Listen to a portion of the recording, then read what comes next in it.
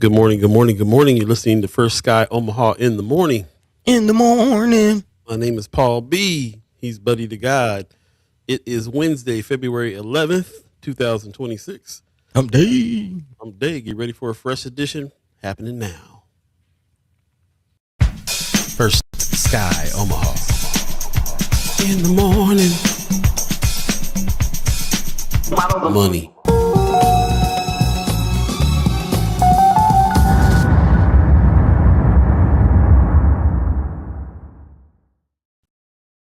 Good morning, good morning, good morning. Once again, coming at you live and direct. It's going down. First Sky Omaha in the morning. In the morning. Again, I'm Paul B. He's Buddy to God.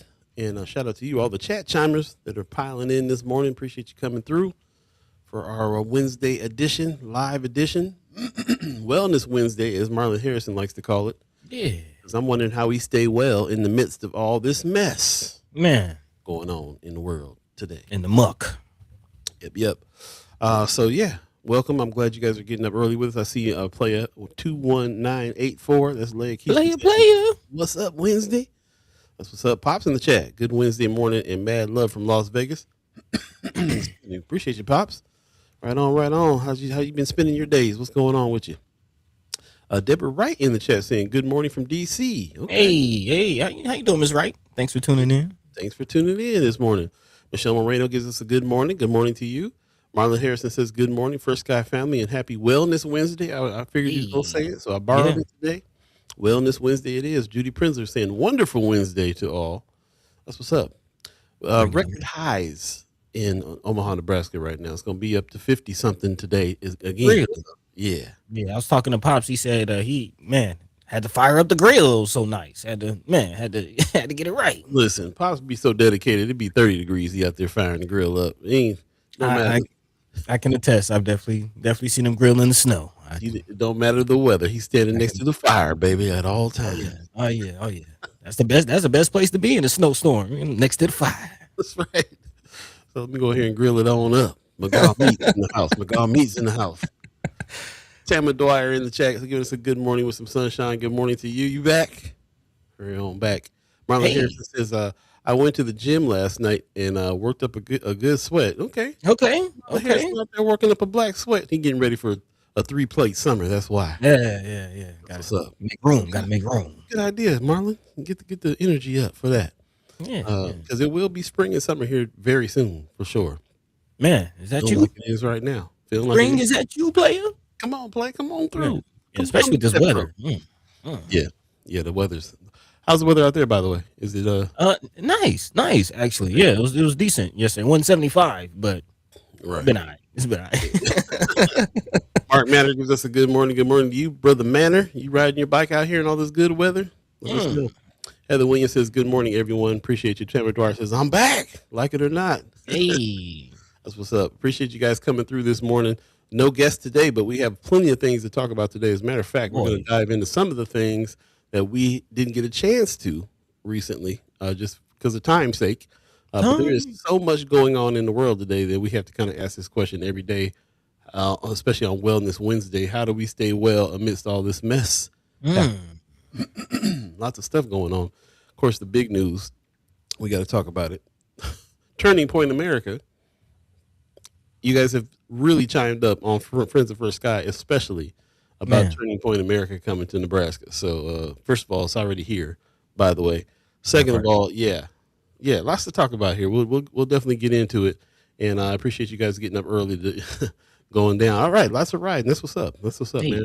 You always encourage me you always inspire me to get my bike out, and when it gets a little warm, I'll break it out. I ride beach cruiser though, so these hills ain't good for that. I need some gear. Not a lot of cruising on these hills. Matter of fact, growing up in California just didn't prepare me for things that goes down in Omaha, Nebraska. Nobody told me to wear double socks. Just nothing. Is what it is. But we're going to be out here trying to make it happen. That's really the gist of what's going on. I didn't get a chance to pull nothing this morning, but I will talk about a couple things that are happening in what do we call it? Community updates. Yeah. Yep. Let's get down. First and foremost, man, Sunday, this is what everybody's gearing up for this week because it's going down. The OEAA Awards is happening February 15th, coming up this week, the 20th annual. So this is going to be a landmark show.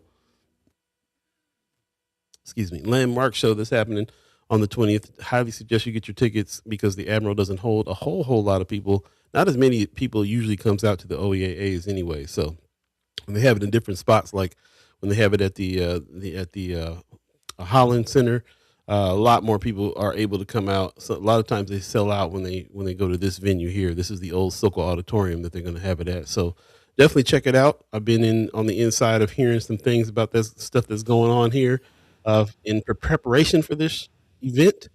Very important event still, I believe it's a very important event, not just for arts, but just for community in general. We need to celebrate each other while we can with everything that's going on. So definitely get your tickets for the 20th Annual Omaha Entertainment and Arts Awards happening on February 15th at the Admiral 2234 South 13th Street. Of course, you can go to oeaas.org and order your tickets. Do that. We'll put a link in the chat. And also you can check this out in Friends of First Sky Omaha and, of course, the OEAA page as well. Hey. Yeah, that's kind of one of the main things that's going down for sure. So yeah, Mark Manor says it was sold out last year as well, kind of going along with what you're talking about. So, hey, get your tickets while you can. Get while the getting is good. There you go. That's what's up. William King says, thank you in the chat. First of all, good morning, brother. He says, thanks for the ATL love. Okay. Hey. That's what's up, man? It's been some time out there in the ATL. That's what's happening. Yeah, man. Nice seeing Brother King. Love it. Right on. I think Monday we forgot to talk about the Unpacking the Unicamera Swing Left Nebraska podcast is out this week. This is week 6. You want to learn more about what's going on with the Unicamera, I highly suggest you check this out wherever you get your podcasts. But shout out to the team behind Swing Left Nebraska podcast. It's a new one out this week, and I'm sure there's lots going on with it. I haven't had a chance to listen yet. But we did have the Senators on for Senator Cypher last Monday, and there's a lot going on in the Unicamera in a big way. We'll have to talk about it. Also, today is the 11th, which is the last showing for the film Straight No Chaser, documentary about Thelonious Monk playing at Film Streams at the Root Sokoloff Theater. It's happening tonight at 6:30. Highly suggest you go check this out. The people I feel like that are going to show up to this are pretty cool because Thelonious Monk is the dude. If you know anything about him, this is the place to be. Just I'll go sit in here just to feel cool watching this movie because it's like that. So shout out to Film Streams for putting this down on this Black History Month. But I think this is not even part of the Black History series. This is just a film that they're showing because they're cool like that. So shout out to them. Tonight, 6:30, Root Sokoloff Theater. That's the one over there next to the Slowdown. Get your tickets and go check out Film Streams film tonight if you don't have anything else to do tonight. Hey, responsibilities getting in the way of your enlightenment. Yeah, I think all the Film Streams Black History stuff is highlighting the Black women filmmakers. Black so women, yeah, right. Big shout out.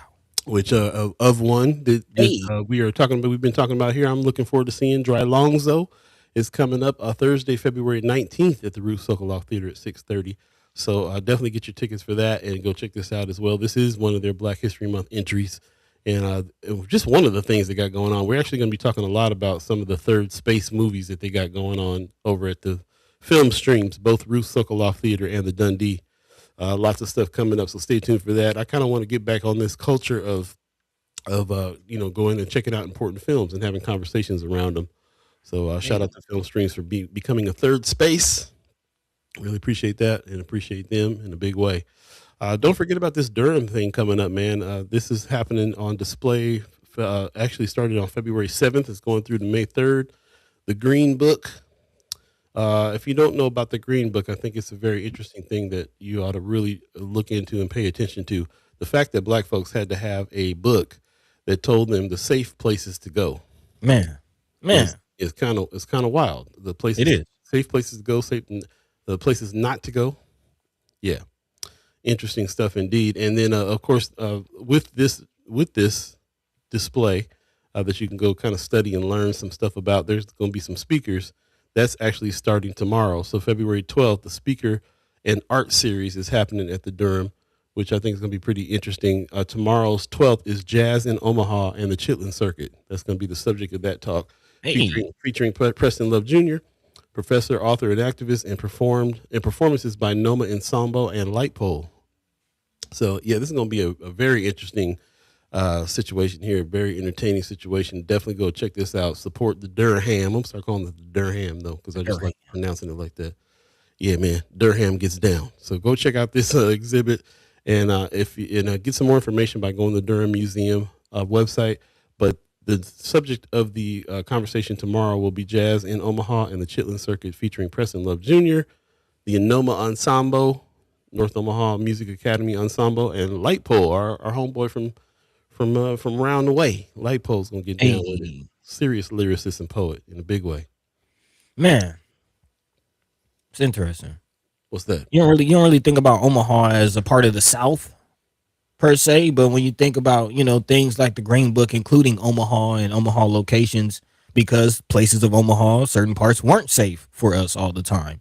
Or the Chitlin Circuit. When you think of the Chitlin Circuit, you think of that being something that's purely Southern. But when you think about the Allen Showcase and some of the artists that were a part of the Chitlin Circuit that would make their way to the showcase, you kind of, you don't think about Omaha as being a part of the South that way. But here we are. Very interesting. Chitlin Circuit went all the way, all around the country. All around the country. It started in the South, and I think that's where it probably got its name, but it did travel everywhere. And they learned a lot about it. It wasn't just Showcase they went to. Dreamland Ballroom was part of the Chitlin Circuit. There's a lot of places in North Omaha, especially, and I definitely think I got people in the family I can talk to and get some history on what that is. And of course, Preston Love Jr. Just go down and talk to him. Man, he's in that phase of life where he will tell you a story about what went on back in the day. Go down to the visitor center and have a conversation with Brother Preston Love about all this stuff that's gone down for sure. So. And stay tuned for some of that. We're actually in the midst of planning some recordings and getting some oral histories from some of the elders that are around here. That's just something that First Guy Omaha is going to have to do. And we'll be talking about it. We're actually talking to some people about helping us do that, support for those efforts, because that's history.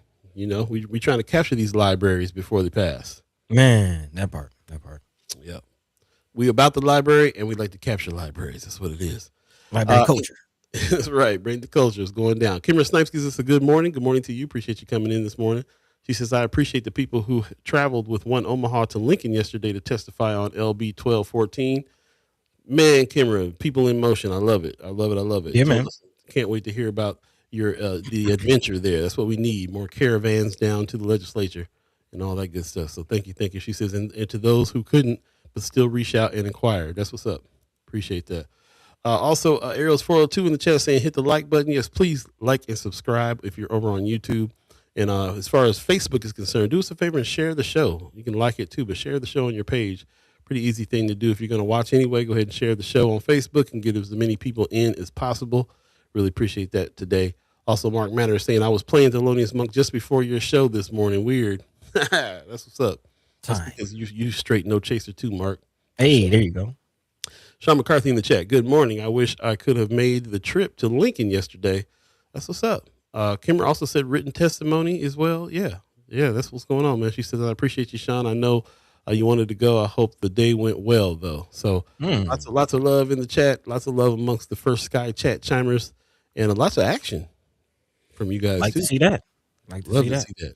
Donnell Sessions gives us a good morning and a good morning to you. And there you go. That's what's going on right now in the community. Small piece of it. It's a lot going on, just a little bit. Just some insight real quick on 1214. Again, shout out to Sister Kimmer sharing the videos on Friends of. If you don't know about it, LB 1214 deals with the community database. Again, communities, neighborhoods being able to access information like housing data, voter data, which we'll be talking about a little later on. To make decisions for themselves. Again, so big shout out to Sister Kimra, who has been kind of showcasing how to push the needle, if you will. Again, she isn't true to this. If you remember, she put out the study. It started with the study, and then now we have a bill that's being written and now possibly becoming a law. So kind of see the full process. Thank you, Sister Kimra, for putting in the work. Man, give her Kimra. She's a mover and a shaker. There you go. With that, we're going to go ahead and switch it on over to Buddy to talk about the thread for today, because man, you said voter data, and I was just like, I forgot we're in this world right now. Yeah, man, it's a lot to talk about. We'll try to cover as much as we can, at least for the next 2 hours. So again, strap in, have your mind be free, but more importantly, have your voice be heard during the conversation. A lot to touch on, and in general, we'll be following the money today, as we are all season, continuing the conversation. Of course, we've been talking about the data centers throughout the last few episodes, and continuing to talk about that, especially with the news coming out, about the voter registration information. Again, it's been questioned. There's been some requests and back and forth and denials, but yet here we are, a judge clearing the path for Nebraska's voter information to go to the Department of Justice. What does that mean? What does that look like? Are you protected? We'll talk about those things throughout today's show. Also, diving into the situation. Actually, first of all, shout out to Vince Furlong, a documenter, alumni of Content Creators Camp, and putting out some work about Omaha Inland Port Authority as well. They just had their meeting. So shout out to those who made it out to that. And we'll be following the money with that situation because there's a lot of money. Again, millions of dollars being controlled by this organization, community input, governmental input. Let's keep our eyes on that situation. Also, in other news, definitely have to talk about the bombshell of today. Of course, Turning Point USA making its way to Nebraska, but apparently it's kind of already been in Nebraska. So again, what does that mean? Of course, a lot of you had a lot to say on Friends of. So, continue that conversation. Let your mind be free. Let your voice be heard. Definitely like to hear what you have to say on that.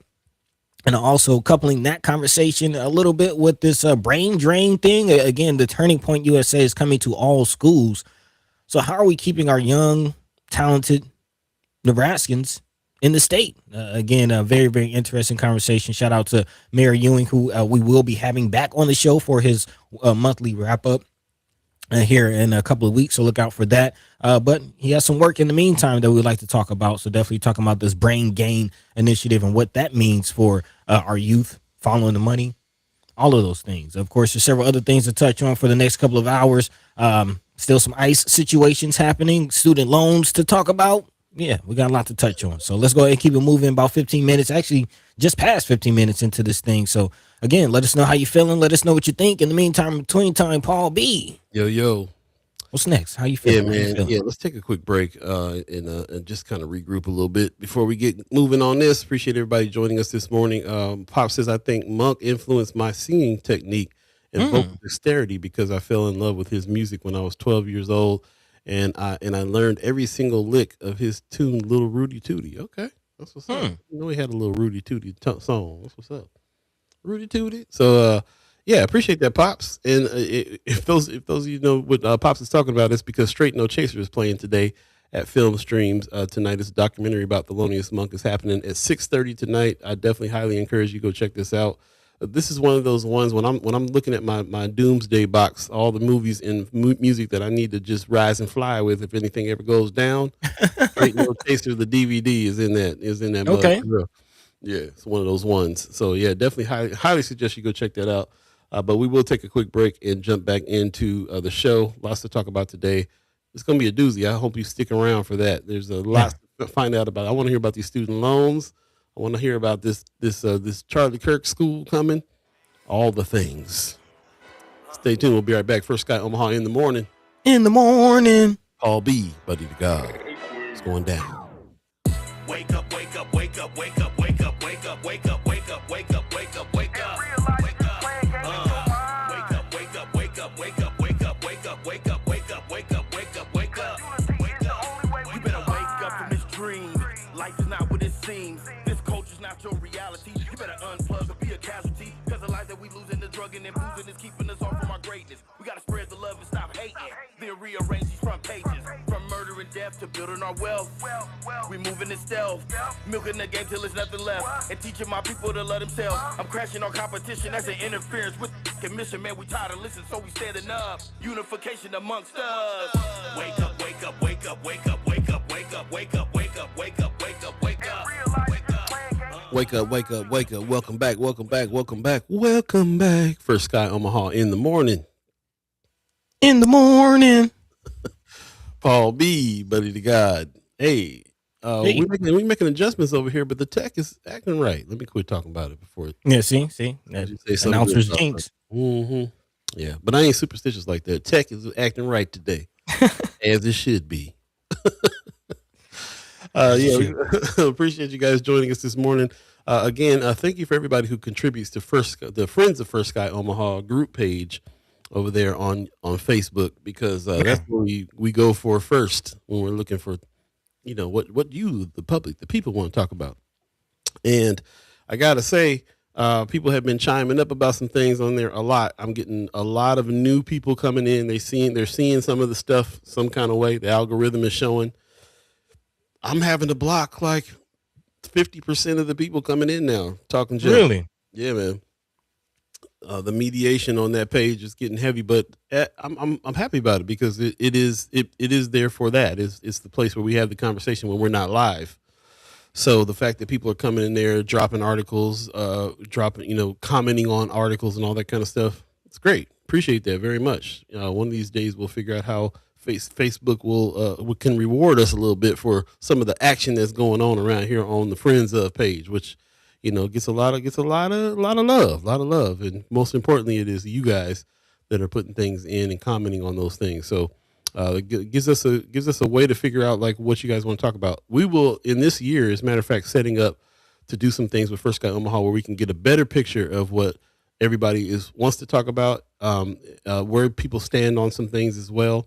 We know we are privileged to have access to you, the chat chimers, ghost listeners, and everybody else that tunes in and checks things out. If we don't really kind of get a sense of what everybody's feeling and thinking, then we're missing an opportunity. So we're going to be putting out more surveys on the newsletter that we drop every Friday, the weekly wrap, and a few things. So we highly encourage you to participate in some of those things too. And also, I'm still working on trying to figure out how to save everybody's chat on YouTube. Yeah. Because I think the comments, we have the best chat in the world. It's not a frivolous chat. People are in giving some good information and making some good comments, and we're lucky to have that. And for it to just be disappearing is not cool. So yeah, when you make your comments in Friends of First Sky Omaha on some of these articles, those get saved, and we definitely appreciate you doing that. So with that, I'm gonna go ahead and turn it over to Buddy, because we're gonna jump into some of those articles that were featured over there, and get the conversation going, Buddy. Where are we standing?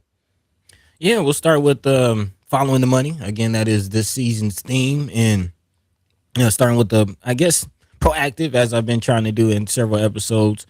Starting with Vince Furlong's report of the Omaha Inland Port Authority. I mean, if this isn't following the money, I don't know what is. Again, if you're not familiar, the Omaha Inland Port Authority, an entity that was created several years ago. We've been talking about it here on the show, but again, if you don't know, pay attention to it. It is an entity that controls a huge part of specifically of North Omaha. Of course, we know that it is close to the Carter Lake area, but you'd be surprised. It actually spans all the way to about 20th and Lake, goes up as far as 30th and Ames, which there's some actually projects that are in this report being talked about. So if you don't know, definitely check it out. Again, first of all, just shout out to citizen journalism, shout out to the Documenters program. We're actually in some talks, so definitely look out for some things with First Sky Omaha and Documenters. But this is what we like to see. This is the start, as we say. Activism is journalism, or journalism is activism, starting with communication. And there's some things to look out for. I'm not going to really dive too deep into this, but one of the big takeaways for me from looking at this is following the money. Apparently, there is an audit that is coming out that will be released in the next few weeks. But the Finance Committee report from Carmen Tapio says that interest funds from the Port Authority were expecting have been changed from 11 million to 2 million. And one of the community review board members, Dorothy Johnson, wanted to know exactly where funding is going. So there is some funding questions. There's also some things about in this report about meetings. Lavanya Goodwin is suggesting that the community board learns how to conduct some meetings, which is some things that we've seen with board. So apparently they're still figuring it out. But again, talking about following the money, controlling our own entities, the Omaha Inland Port Authority, by all means, it's supposed to be that. If you remember, again, it is a response to the Department of Economic Development and how they handled NSORG, or the North and South Omaha Recovery Grant Program. So far, here we are. Again, not really too much conversation, but starting with that, if you have any input, Paul, what say you, or chat, or we can keep it moving? Yeah, what I'm going to do is drop in the chat real quick. Vince Furlong's link, because Yes. what the documenters do is they go to these meetings, they document, and then they put reports together. This is Vince Furlong's report for that Inland Port Authority, and I highly suggest you jump in and dig into his report, find out what was said. I mean, this is the way that we do that. If we can't make these meetings, this is the way that we pay attention to these meetings. So check the link and read through that and figure out what's happening there. Very interesting stuff about the money situation, and I'm interested in the reason why they're peeling some of the money back. What does this mean? What does it mean for the people involved in building these things?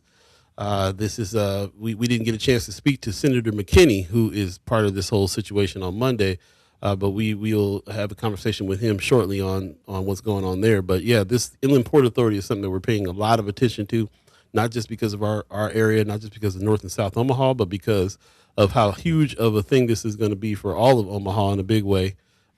Excuse me, and I'm really kind of interested in finding out what everybody's talking about there. Kimmer in the chat is saying Lavanya is referring to the Community Advisory Board, not the Governance Board.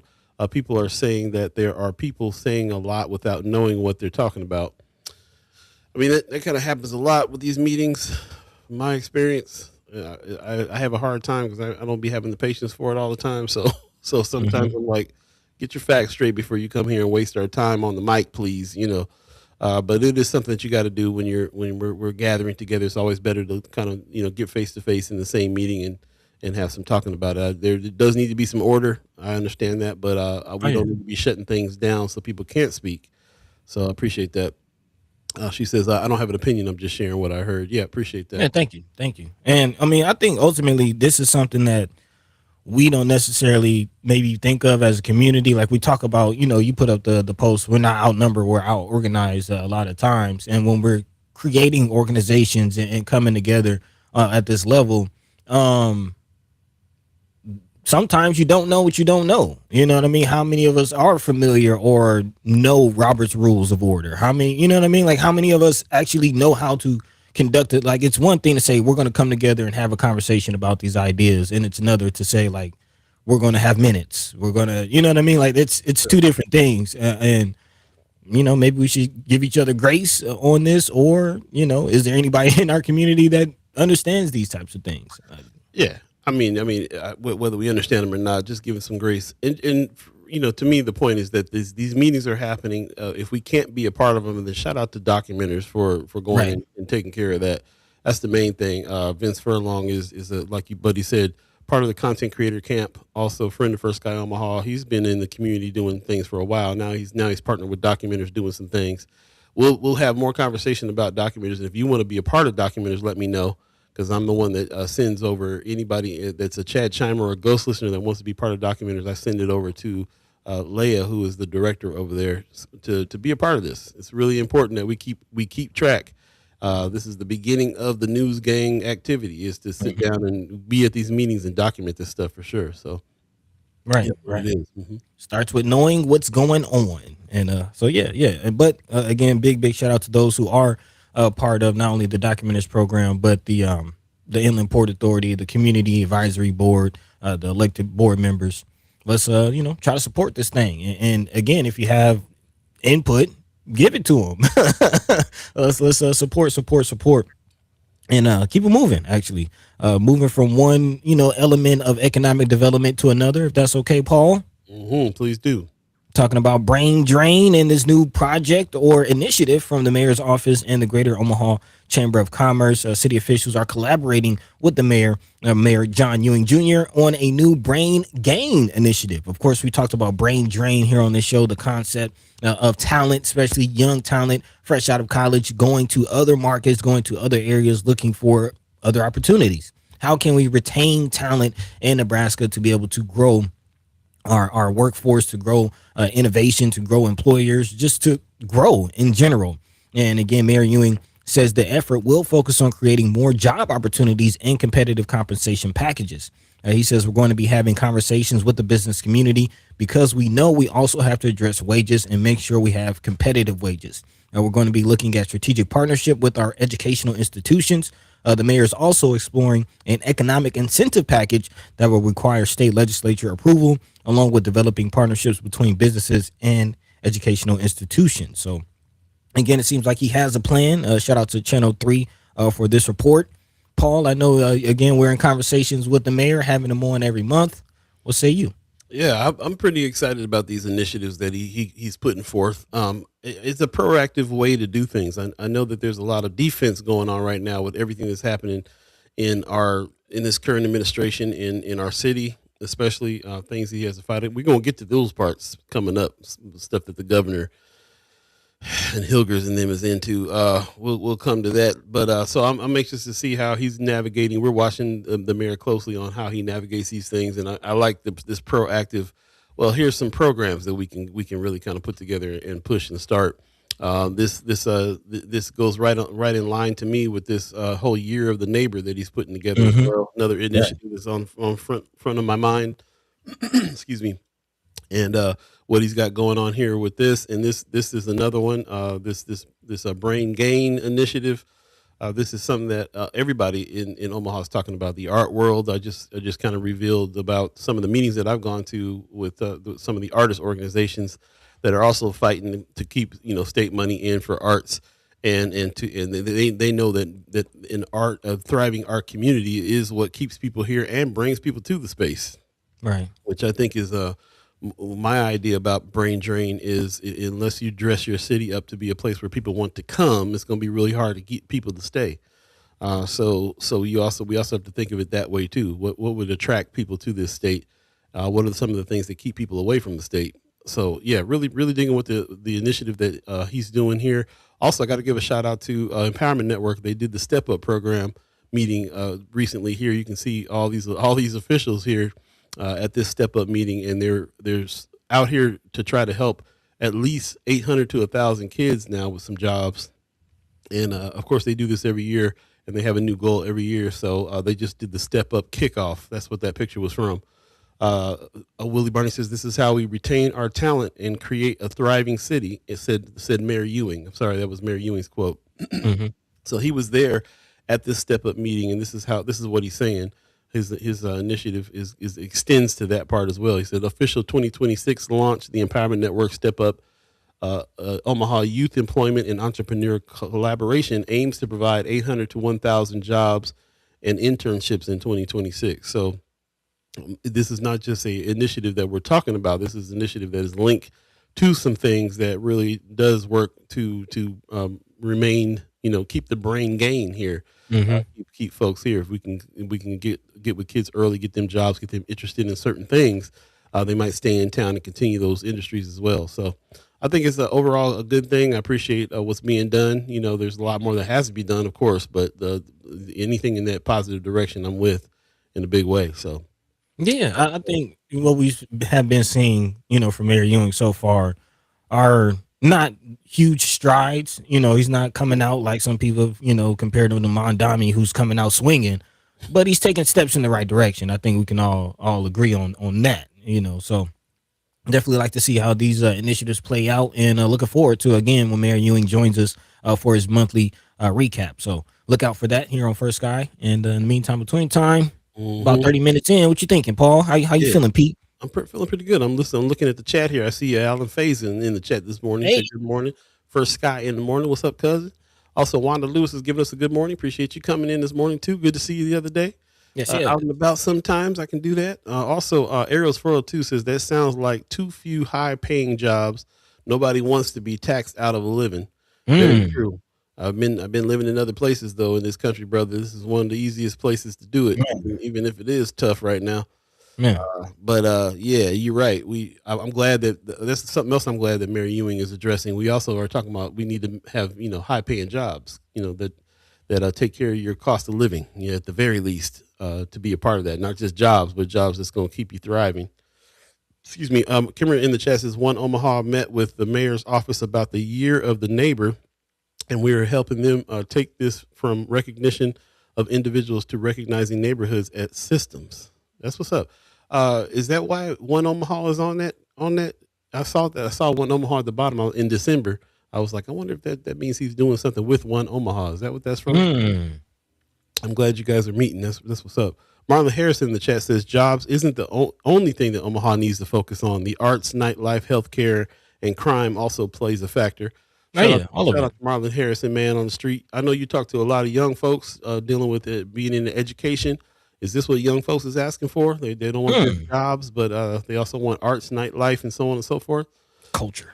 Culture, but also, I mean, healthcare and everything else, man. Healthcare, Right. like you says, crime is the situation too. You want to move out of a situation if you feel unsafe. I'm thinking even beyond that. What's the climate at schools? Is this with stuff like Charlie Kirk School coming here? How many people want to stay around for that stuff? Man, actually, yeah, we're gonna be talking about that next. Definitely gonna be talking about that next. But to wrap up this one, there's a call to action about those very things. You know, not just jobs, but there's a survey, and the city is asking residents to participate in called the We Make Omaha survey, a part of a comprehensive planning process that will guide land use, housing, and development decisions for the next 20 years. So again, all of those factors I'm sure are being addressed in this survey as again city planning for the next 20 years, and we have an opportunity to have input on that, something that I don't feel like we've seen recently as far as the community being called to do that. We hear about the Forever North plan and all these plans, but when is the planning portion of that happening? And maybe it happened and we missed it, but now you have an opportunity to get ahead of the ball. So here you are, the We Make Omaha survey. Maybe we can find a link and drop that in Friends of if you're interested. Dropped it right now in the chat. Go ahead. There you go. There Appreciate you that. go, man. Sean Paul B. McCarthy See, that's says, why you make the big bucks. Is these pennies what you call the big bucks? I'm scared of that. Sean McCarthy says, as someone who's applied for 125 jobs Man, since October, man, brother McCarthy, for real. A vast majority of my applications have been for remote positions, not because I don't want to leave my home, but because of lack of Omaha jobs. Woo! mm. Come on with it. That's a testimony right there for man. Okay. So there you have it from a brother who's out here, boots to the roots, feet on the grind, trying to find the job situation and telling us about the situation of the jobs. Yeah. Yeah, I can think. I know a lot of people that have lost their jobs. They're definitely there's a little bit of a scramble going on for sure, man. I'll be keeping my eyes open too. We always, we both work other jobs. Like we can't just be like this. It doesn't. We're not making that kind of loot yet, where we can just. This is just continuing. It is our commitment to continue this that's happening. If we were to try to just weigh hold everything down on it, just wouldn't be happening. And growth depends on that as well for what it is we're trying to do. But I have to say, like, we always got to keep our eyes open for other opportunities, other jobs, other stuff. So hence a lot of the video work that's been going on this past year or two. Man, Yeah. And so I, luckily, and it's funny, it must be just me, because I was saying this in when I lived in Hawaii too for 9 years. Luckily, I've been able to kind of do my thing and just kind of be an entrepreneur enough to be able to do some of the things I do. Now, I do recognize I don't have no kids, it's rough. so I can make decisions like I'm gonna go without here, so I can kind of do my thing over here. It wouldn't be the same if that was if there was a different family dynamic happening over here. So I have to defer to Buddy to that. Buddy does have kids. It's and, rough. and also 2-3 jobs. So Yeah, and an active mother. they have active mother. And that helps. That helps. right. So it's hard out here for everybody in a big way, and I can understand that. But yeah, keeping my ear to the ground on stuff, the job market, and so on and so forth. It's tough. It's tough. Like I said, I still got people from everywhere, and cost of living is still lower than most places that I'm associated with. So in Omaha, we're talking about as far as cost of living. So that's an advantage, but that doesn't help you thrive. That's not the only thing you want, is just to have a low cost of living, so that if you also need some higher pay to go along with that. So yeah, first of all, you need jobs. Obviously, there's a hard time. People having a hard time finding them. So yeah, it's a lot. We do have a resource page that we are firing up on our website, and we do this on Friends of First Sky a lot too. I always post things. I label them jobby jobs. Man. So that is one of the resources that we'll keep putting up. As far as that is concerned, we think of that as a resource, just like any other kinds of resources. But yeah, that is definitely something we should be in conversation with, because remember this too. How many of us get jobs because we have the hookup, or because we knew somebody, or because Man, we're associated with something, or whatever the deal? So with that said, it absolutely has to continue to keep being in the conversation. If anybody hears of anything, let us know. Post it on Friends of First Sky Omaha, and maybe we can help Brother Sean McCarthy find something. Because my goodness, 125 jobs, brother. Look, when I went through some stuff like that, I was on like 13. Like, I got to start my own business, because I'm not gonna just keep it. So you dedicated man, out here with the 125. That's a lot. That's a lot. So yeah, please, let's all be on the lookout. That's crazy. And for man. everybody else, not just that. What happens when you're in the gap, when you're in between jobs? What happens? What kind of support do you need there? There's a lot. So again, we have no. We should have started this a long time ago, but this resource page, we're going to try to put some energy behind, and keep the conversation going on people that can, assist and get us to the next level. We all we got, like Buddy says. Man, hey, but that's enough. There it is. We'll take a quick break and come back and jump back into it. There's still a lot to talk about here. We got to Man. get to this Turning Point USA business, and yeah, get ready. 7:41 right now. If you believe in the concept of time, you're listening to First Sky Omaha in the morning. In the morning. Paul B, Buddy to God. We'll be right back, Hey. y'all. Stay tuned.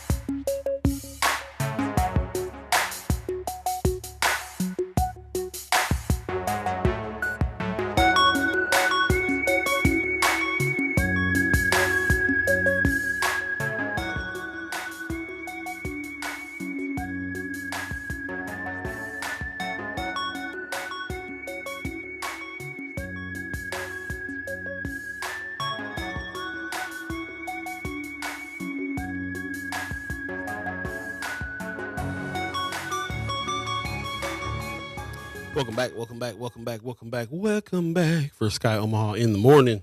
In the morning. Paul B, Buddy to God. Hey. Man, we're tripping. We didn't even give Jay Dilla a shout out for Dilla Day. Man.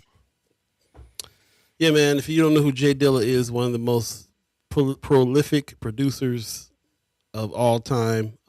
Everything that you are hearing these days pretty much is a direct descendant of the stuff that he did in the 90s. Pretty much. It's interesting when we do stuff like this. I'm just like, yeah, Jay Dilla Day. All right, okay, cool. Let's move on. Without thinking, maybe people don't know who Jay Dilla is. But he's permeated our life so strongly that I can't even imagine people don't know who Jay Dilla is. So, excuse me for not preparing a thing to say about Dilla days that just happened. He had a birthday that Jay Dilla has passed away. And every year they celebrate his birthday, call it Jay Dilla Day, and yeah, it kind of happens all over the world to be real. I don't know, buddy, if you got any more words to say, anything we can wrap up in a sentence or two about who he is for the people that don't know, since I failed to put something together. No, you good. Actually, I've been trying to think of how to work that into the flow of the conversation. That's just how my brain works. Like, Word. if it doesn't fit into the flow of the conversation, then I might not talk about it. Interesting. Okay. But I'm glad you brought this up randomly, and I'm gonna pull it back because we're talking about brain drain, brain gain, and when I think about Dilla, I think about what he meant for Detroit and what it means to have a champion in a city. There you go. You know what I'm saying? And so that's the connection I'm making to what we're talking about. But just a little background real quick, man. I am a producer. The reason I have MPC sitting right in front of me is because of Dilla. A big reason is because of Dilla. For those who don't know, Jay Dilla was a genre bending, generation defining producer out of Detroit. He was a hip hop producer, but his technique of sampling music, pulling sounds from different records, splicing them together, flipping them.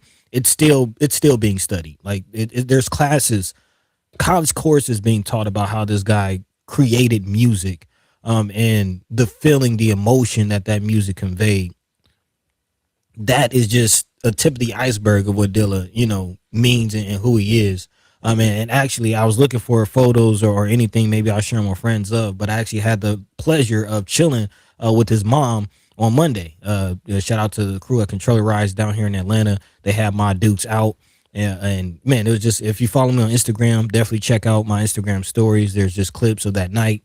Good energy. And that's what Jay Dilla meant. That's what Jay Dilla brought. Just good energy, good vibes, love through the music. So that's Jay Dilla. That's Dilla Days, man. Shout out to Marcy Yates, Cathro, the Diligence. You know what I mean? Yeah. I'm hip hop. When you get down on the drums. Yeah, I was a Diligent back in the day for sure. Those Jay Dilla celebrations we had each year was something else, man. Raise some funds for the Dilla Foundation every year for a while. I'd love to get back to that. That was awesome. Man, actually, did my Dukes get a blessing one year or something? Oh yeah. Yeah. We got a blessing from my Dukes one year for sure, man. That was man. So, man, it's definitely a cultural holiday, Dilla Days.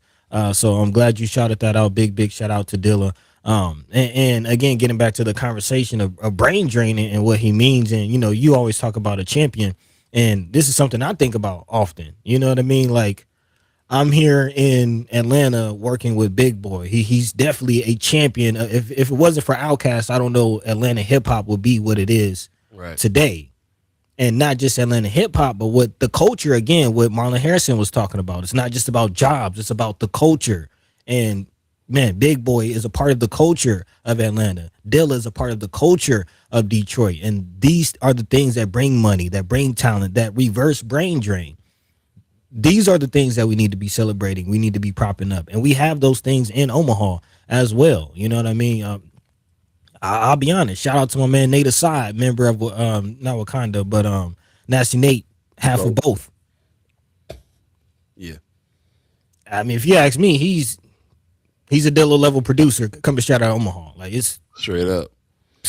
Straight up. When we talk about champions, man, I hope that you guys get it.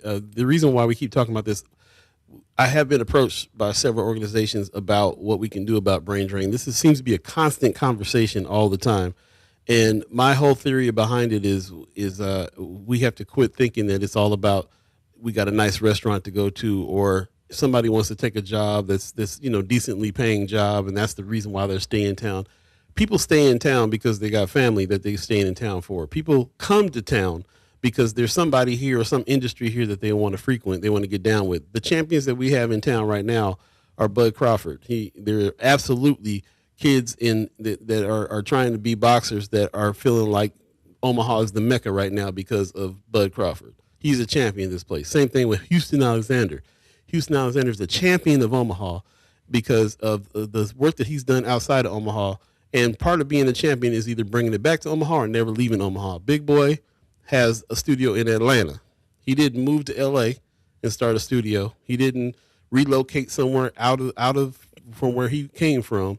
He brought it back here. And the reason why he's a champion is because he continues to help people in Atlanta thrive from his success. Warren Buffett is the champion of Omaha here for us. People who are in finance and want to come and do business and be a part of that kind of scene come here because of Warren Buffett. These are some of when I'm thinking about real reasons why people stay in town.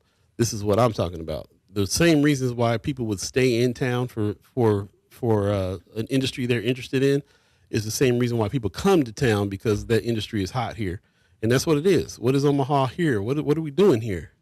People, I think about Johnny Rogers, champions of Omaha, people have absolutely come to Omaha because of football, so the same reasons why people would come to Omaha are the reasons why people may stay in Omaha if they're born and raised here. We need to be thinking bigger than just, we got a great nightlife, there's some jobs here for you, and so on. So that's where we come with that. And we all, every dream I've ever had has been centered around a place in the area and a champion that was there making that area be what it is.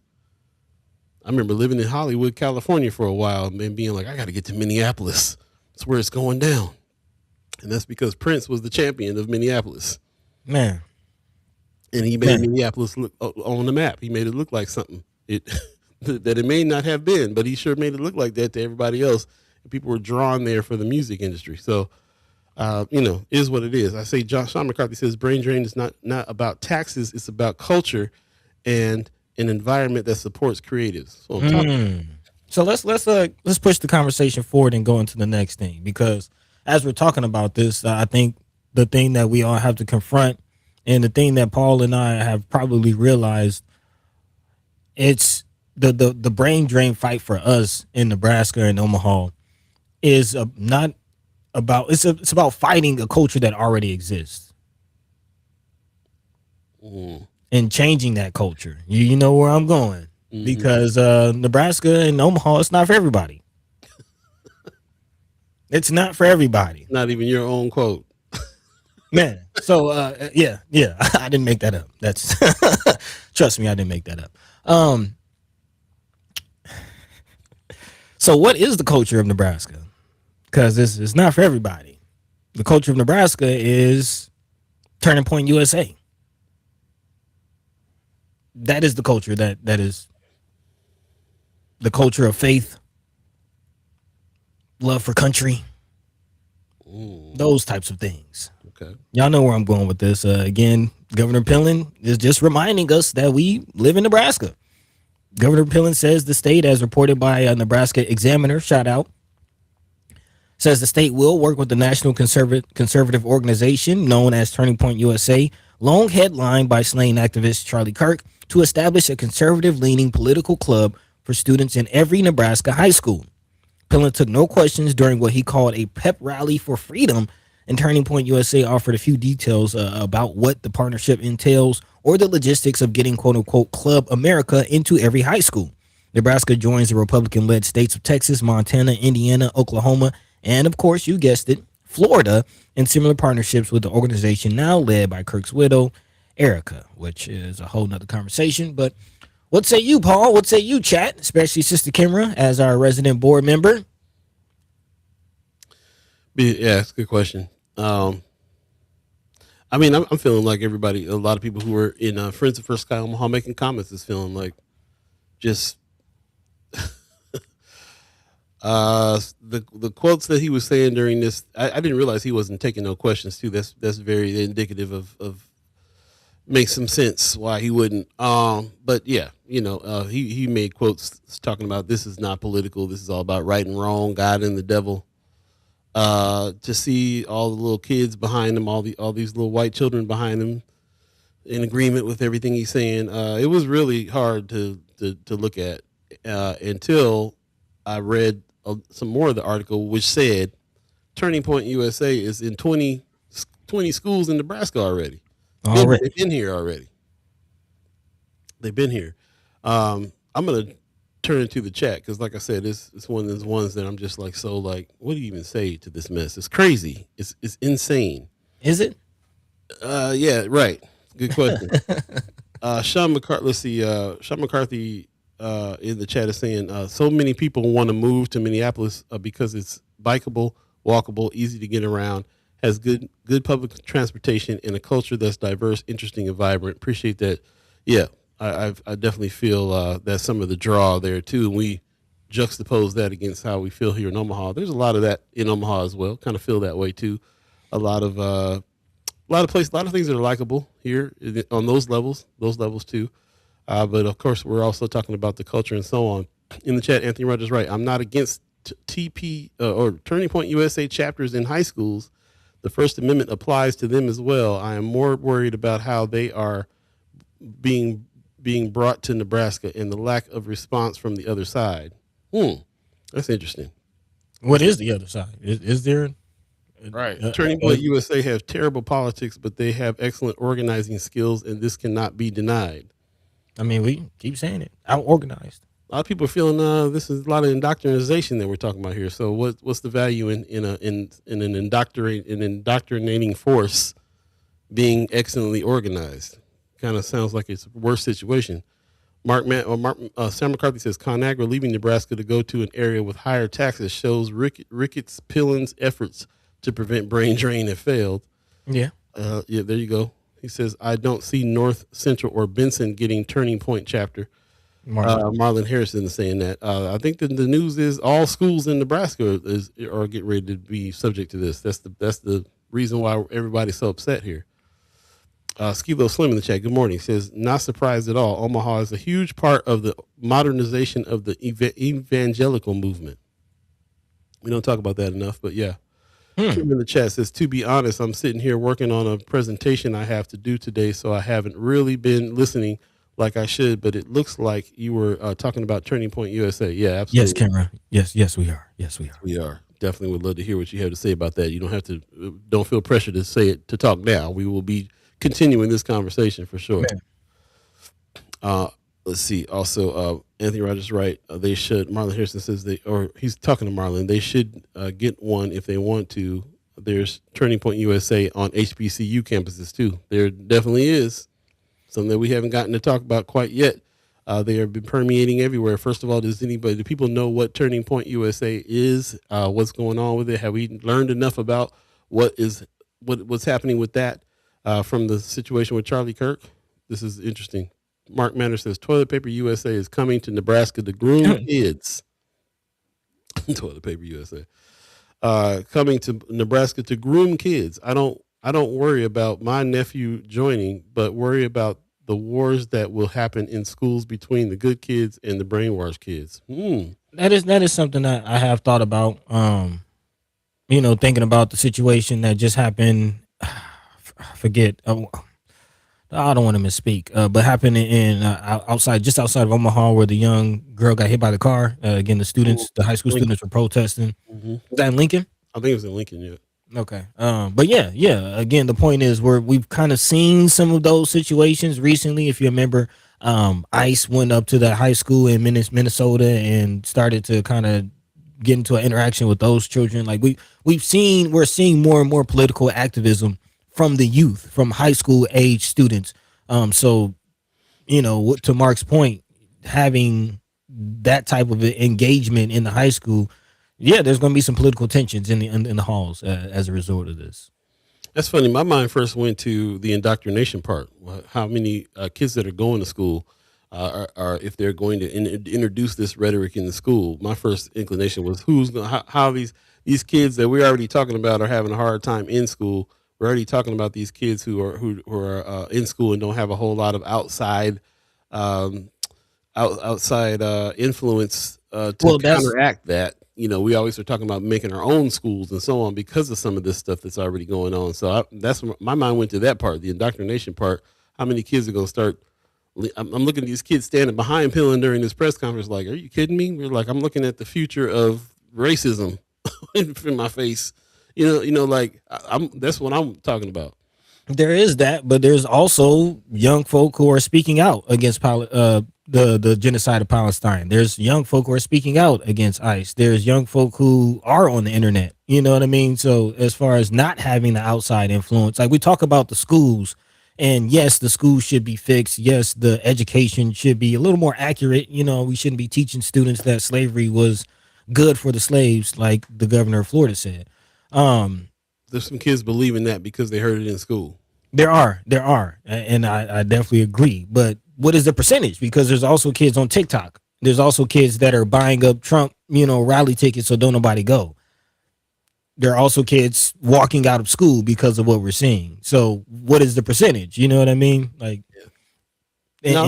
It's a fair point. I appreciate Mark Manor bringing that up. You're right. There probably will be some battles. But again, I guess that's a microcosm of the United States at large, right? This is true.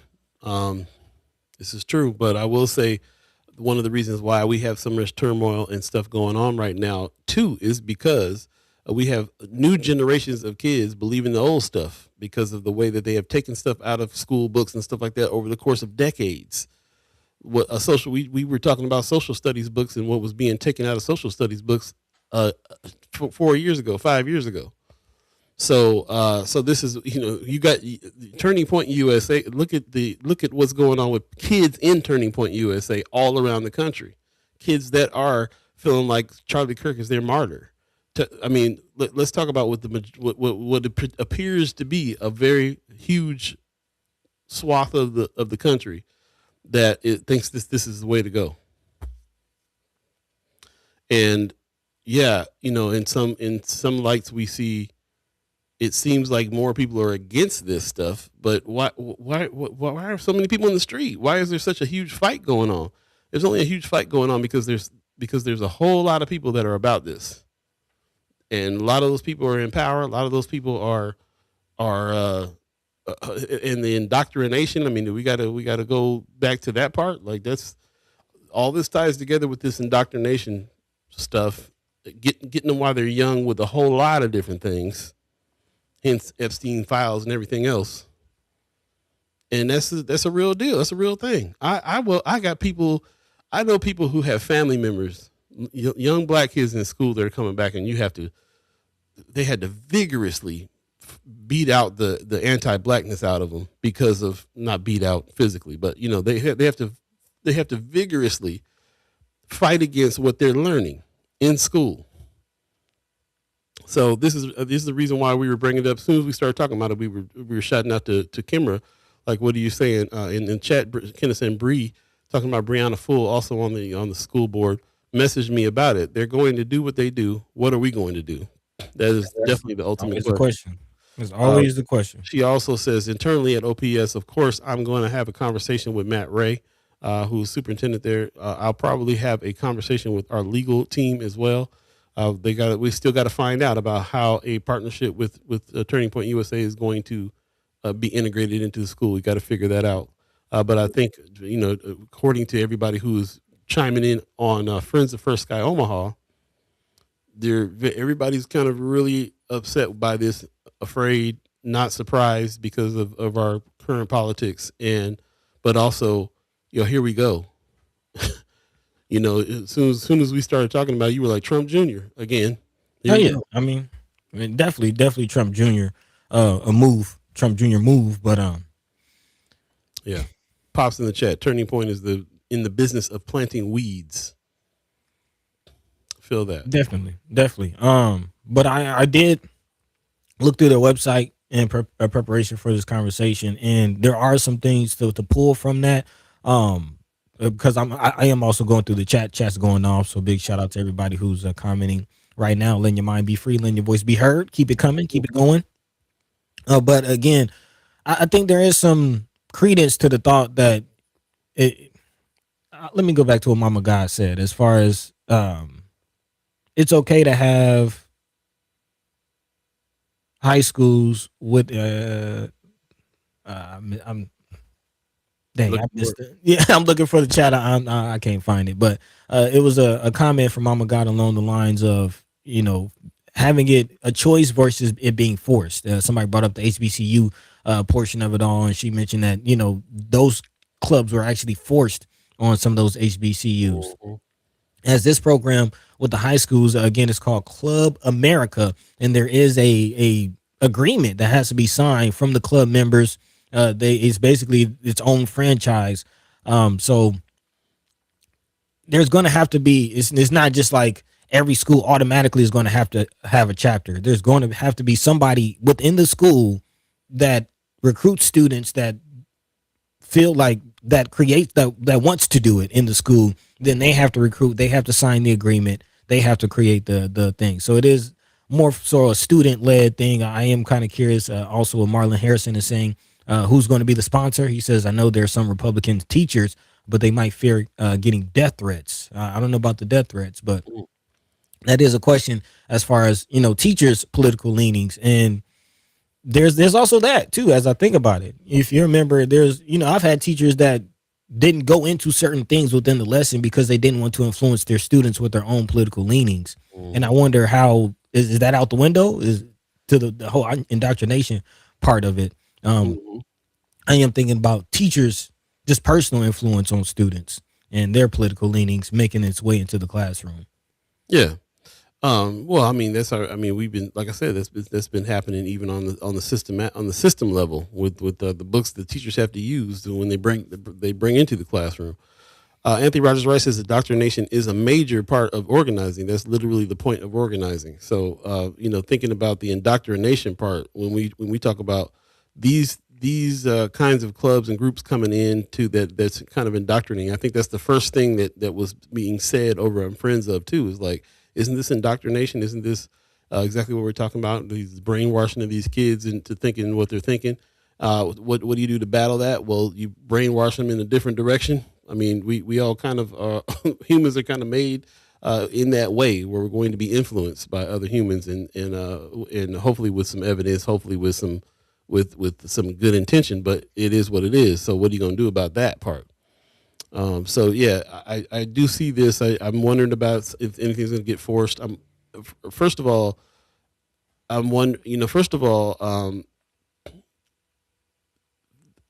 this is the reason why Charlie Kirk was so prolific, because he was very, very good at going around influencing kids, and especially to dive in on this rhetoric. This is what Anthony Rogers Wright I feel like is talking about. Like, we can learn some lessons from the way that the organizing has happened with these kinds of groups. What if there was groups that were for the people, that is this deep, had a martyr and everything else? I mean, I'm really kind of I'm really kind of like I'm in fear, not in fear, but I am. How can I explain this? First of all, not surprised. I'm not surprised. I feel like this whole thing was already in place. This is the reason why Charlie Kirk was able to go travel around and everything that's happened. All this kind of stuff was in place. It wasn't a surprise to find out that those groups are already here. Those kids that were standing behind him are probably part of that club, those clubs already, because it's already been here in Nebraska. It's the climate. It's what it is. It feels invasive to people that are not believing in the ideology that's being pushed here by these groups. But they're here. What are you going to do? I'm kind of feeling like some of the sentiment here is to learn from it. Skilo Slim in the chat says there's nothing stopping us from forming clubs and safe spaces for our babies. They are doing their job. We have to do ours. So again, going back to what Kimmer Snipes says, what are we going to do about it? Yeah. Speaking of Kimmer, she says maybe BAA should get some groups in OPS. Hell, across the state. There you go. The only thing that's in the back of my mind between all of this is, yes, freedom of speech and all of that is fine, but when you think about how they acted with this whole CRT situation, CRT situation, when it wasn't even really a thing in some schools, and to kind of be pushing this does feel a little hypocritical, just a little bit. Sure, but that's par for the course as well. Anthony Rogers Rice says Charlie says something interesting here. Charlie Kirk was willing to get out of his echo chamber and speak to the people who he did not agree with, and vice versa. Our side is all about echo chambers. Kirk wasn't just an organizer. Fair point. There is a whole lot of shaking hands and patting backs and award givings on one side. There's not a whole lot of people that go confront the other side as vehemently as Charlie Kirk used to do, going out to some of these what they called liberal high schools and colleges to battle. He was out here battling. There is a point to that, and it goes back to what we always talk about as far as communication. I can't remember the law, but at one point in America, I believe there was a law that required broadcasters to present dissenting ideas, right. And that's when you would get, the Donahue shows with the KKK and the Black Panthers sitting in the panel, and you could get those types of conversations on daytime talk. And then I can't think of the law, but I do remember learning about this in school. And at some point that law was removed, and then you started getting the echo chambers, and then you started getting the proliferation of the Fox News and the CNN and all of these I mean, that's all Fox News is an echo chamber. That's and quite interestingly, CNN. I mean, that's why you have ground news, because it's become so polarized. You know what I mean? You don't have a platform where the dissenting ideas, opinions, facts can kind of be debated, and we can come to a conclusion as a people. So I just want to put that out there. I'm not sure where I'm going with that, but it's an interesting point. Thank you for that. It is. Roger, right. Very interesting. As a matter of fact, this is the time to talk about have some interesting points. It's 8:10 right now. If you believe in the concept of time, we're well into the second hour of First Sky Omaha in the morning. In the morning. I'm Paul B. He's Buddy to Gawd, and we're just going to continue the conversation. This is kind of where we kind of bust loose a little bit and jump into the chat. And, this is kind of a part of this as well. How do we feel about some of these things that are going on? What are some of the things to talk about? The way that there was the backlash to the news when on our Friends of First Sky Omaha page, and also on our First Sky Omaha news page on Facebook, people chiming up. So, and now we're inside the conversation talking about some of these things. And I appreciate what you guys are saying here about all of it. There definitely is something to learn about the organizing aspect of it, for sure. Even if you don't like the politics, even if you don't like what's being preached, I think I'm very offended about the way that they have attached Christianity onto their messages. It didn't even seem like Charlie Kirk was even really about that as hardcore as his wife was and all that. Man. And that's why I got when Pillin gave that press conference, and that's what he was saying. It's so crazy to see this governor say, this is not even about politics. This is, I don't even see it, but this is about right and wrong. When you get back to our Christian values, this is about God and the devil. Pretty wild. So, and we can't, knowing everything that we know about Christian nationalism, everything that's been going on in this country, it's any of that kind of stuff is dangerous. I feel like they're grooming new soldiers in that war. So, I was trying to find the comments in here that people were talking about. You found the one about maybe the BAA should start some groups. I saw some other. Yeah, the chat's going off, so I appreciate y'all going through that. That was Kimmer that said that earlier. Thank you, Anthony Rogers Wright, for helping me with that law I was talking about. He says, Buddy, you're thinking of the FCC Fairness Doctrine. Yes. He says that was killed in 1987 by Roger Ailes and others responsible for the launch of Fox News, who, again, was ultimately sued for their leanings. Don't forget about the lawsuit. That's for sure. Yeah, that part. Mama God in the chat says, let's not forget they have TOP money. You talking about GOP money? Or GOP money, APAC, and super PACs, etc. So that I'm glad you brought that up too, because all of the money part of it. That one of the reasons why there's not a lot of groups out there is because there's not a lot of groups getting funded.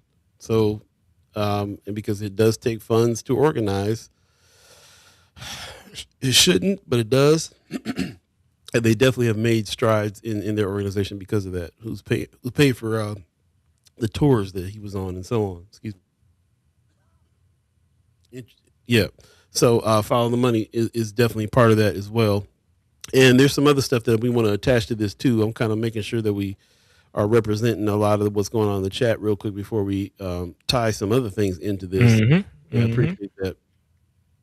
Yeah, we'll come back to it if we do, and reiterate it as well, because we're definitely deep in comments from Facebook and YouTube, and I'm just trying to make sure that we can kind of cover a lot of those. But yeah, I think we got the gist. We're talking about this because of the fact that it was such a huge issue brought up on Friends of for people. People were very, very heated, scared. I saw fear, anger. I saw.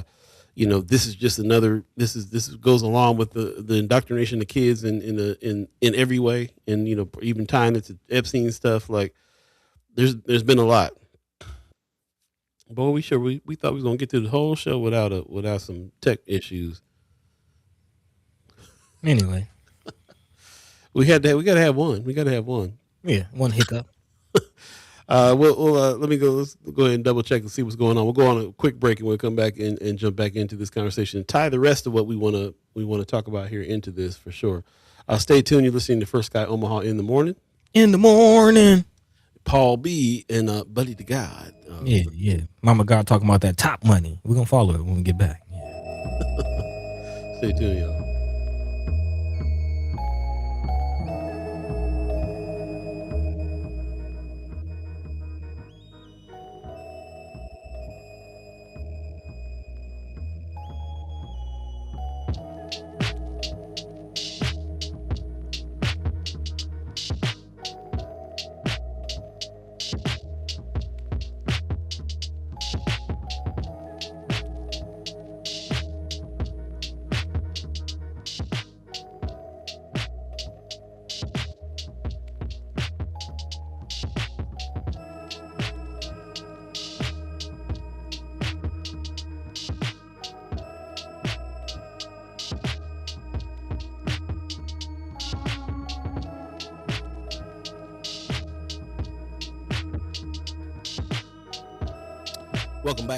Welcome back. First Sky Omaha in the morning. Paul B, Buddy to God. Appreciate you guys coming back through. Chat chimers, ghost listeners.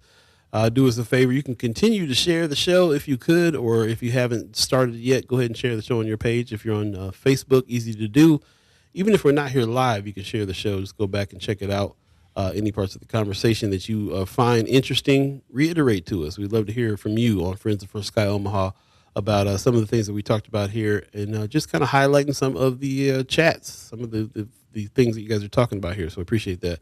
Early, we talked about the young lady getting hit by the car that was in Fremont. I appreciate Heather Williams giving me the correcting me on that one. Appreciate that.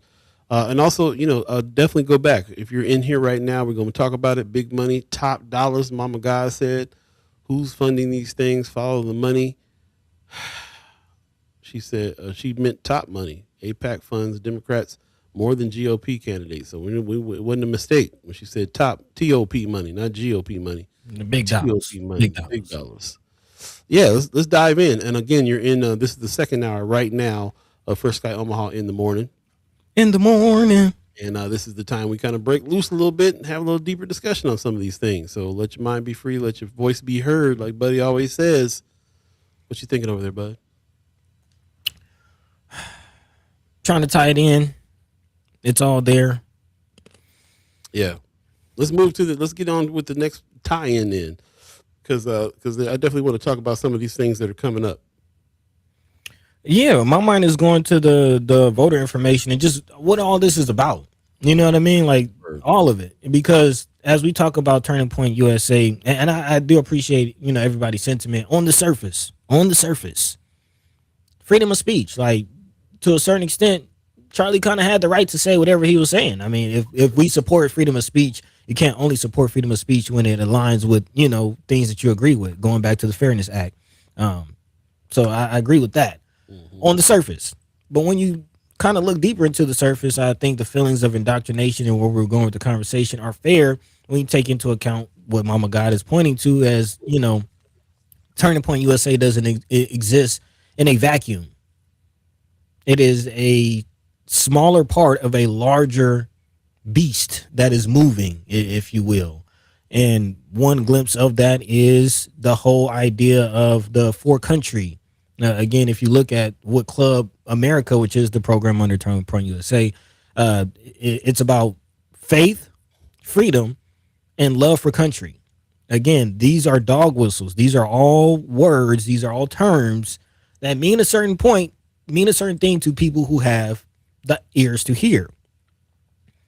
And if you don't know what I'm talking about, I refer to NSM 7, I believe, the National Security Memorandum 7 that was released earlier this year, that basically talks about labeling activists, journalists, anybody who has quote unquote anti-Christian. If you remember that that memorandum that came out, anti-Christian values, you're a domestic terrorist. Any anti-government values, you're a domestic terrorist. And anything that's basically disagreeing with what this government is doing via that memorandum, you're a domestic terrorist. So it is definitely what we're seeing, a conquering of the narrative. But how do you conquer the narrative? By controlling information. And that is definitely what this voter data situation is about. If you don't know, this is being reported, Nebraska will finally buckle under the pressure and release personal voter data to the Department of Justice. Nebraska is intending to release the voter data to federal government tomorrow. It's going out tomorrow. This is coming from the Secretary of the State, Bob Ebden, who is saying that Mike Hilgers, who's Attorney General, is saying there's nothing they can do. Again, per this article, the Attorney General said, yes, they have the right to ask for this. We have to comply with this. Again, channel, I believe this is KETV, yeah, Channel 7 on the report, say that we asked the Attorney General's office about this and replied no comment. Again, the view is as a genuine states' rights privacy issue. Guys said they don't feel comfortable right now having their voter data released to the federal government, especially given what we're seeing in Minnesota. But the state is buckling. Now, evidence said Nebraskans' private information is safe. However, the Department of Justice gave assurances that they would follow privacy statutes. But yeah, I think we should kind of pay attention. I'll leave it up to you if you believe or trust that one. Right. What say you, Paul? We've been talking about this. We have to comply with this, is the quote. Okay. So, yeah, we have been talking about it. We've been saying it was coming up. See Jason Whitmer in the chat. Morning, fam. Good morning, man. Appreciate you. Yeah, been seeing this happening. A lot of people have been feeling like a lot of this has been because of that. Even some of the changes that have been made to TikTok that we reported on have to do with them finding out that kind of information. Why are they so dead set on finding out your voter information? And how is this coinciding with the fact that there's, ICE and police presence in all these quote unquote states that oppose Trump? And how does that coordinate with all those things? This is also tied into him wanting to have a national election, change the system of election. Yep.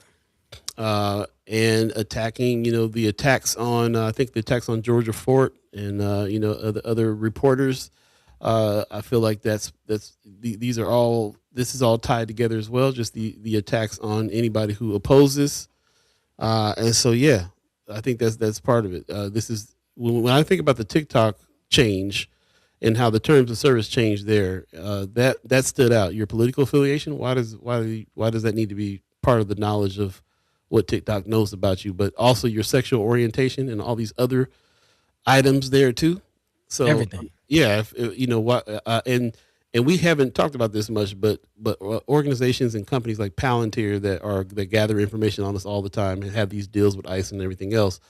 To find, the push is to find out everything about everybody so that you can decide on who's going to do what. I think it's even tied into some of the stuff we talked about this being the first state that we're going to go crypto and be able and how your money's going to be affected. If they decide that you're not worthy, then they can go and mess with your money. It's there too. Cheryl West in the chat. Good morning. It says other states refuse, but not Trump Jr. state. There you go. Man. Mama God saying it too. If they have no recourse, then why are more states declining? I call BS. Yeah. So, from what I understand, I remember there being a lawsuit. I remember seeing a headline about a judge that decided that they were not going to allow this. I'm trying to think if I. Yeah, I have the information here. It was an appeal actually filed by Common Cause, which is a nonprofit. Their executive director, Gavin Guys, called it federal overreach, saying from our perspective, we should have to wait until Nebraskans experience harm. Again, basically saying there has to be fraud before the event. Like, you know what I mean? There has to be actual fraud before you can't. Anyway, the group appealed against the court's decision again to dismiss their lawsuit. Saying they didn't decide whether or not the Secretary of State could release the data. They left that as a completely open-ended question. Again, in previous coverage, KETV did report that the Department of Justice is requesting, again, personally identifiable information, such as the last 4 digits of your social security number or driver's license and exact date of birth. Yeah. And, I think the bigger question is, I'm sorry, what'd you say? I said, and then this happened kind of after that petition went out, or the lawsuit came up, Appeal. the appeal, right? The Nebraska judge dismissed his suit to prevent release of voter info to federal government. So this was a progression. Who was the Nebraska judge that dismissed this suit? And that dismissal of the suit means now, you know, Hilgers is saying we have to comply with this. And so here we are. So again, steps along the way. I remember us talking about that ruling that the judge was going to allow this to happen. And this has been going on for a while. What were the steps along the way where people were opposing that?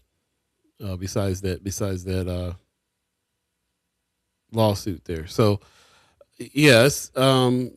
Again, what is to be done about that now? What is to be done about it? What do you believe about about something that's not? Why are the other states refusing, Ms. Cheryl Weston? You know what are the reasons for the refusal? Why it's all when we say we know that they want to try to control the vote. That's us speculating on what it is that they might be trying to do and need all this data for in the first place. How's that played out? Have we seen it play out in places yet? How does it play out? Well, I know for sure here in Atlanta, in Fulton County, there's a whole standoff going on, and they're fighting it in court. If you remember, again, the FBI came to the Fulton County election headquarters and just rampaged. I mean, just went in and took the boxes. And there's video being released about how confusing that whole process was, and they didn't have a warrant at first, and then they came back with a warrant, but it wasn't signed right, so they had to go back and get another warrant. And yeah, I mean, all that is going on, and they're fighting it. Fulton County, again, shout out to brother Marvin Harrington Jr., who was the one down here in Fulton County fighting the Trump administration and trying to, again, ask more questions about what is going on with this. But there are a lot more questions, and the sentiment that you got to comply. No, there, as you all are seeing and saying, there are people fighting in court. To the point of the judge who dismissed the lawsuit, I'm not sure of the judge's name, but that goes back to your point, as always, Paul. You know, we need to learn more about these judges as well.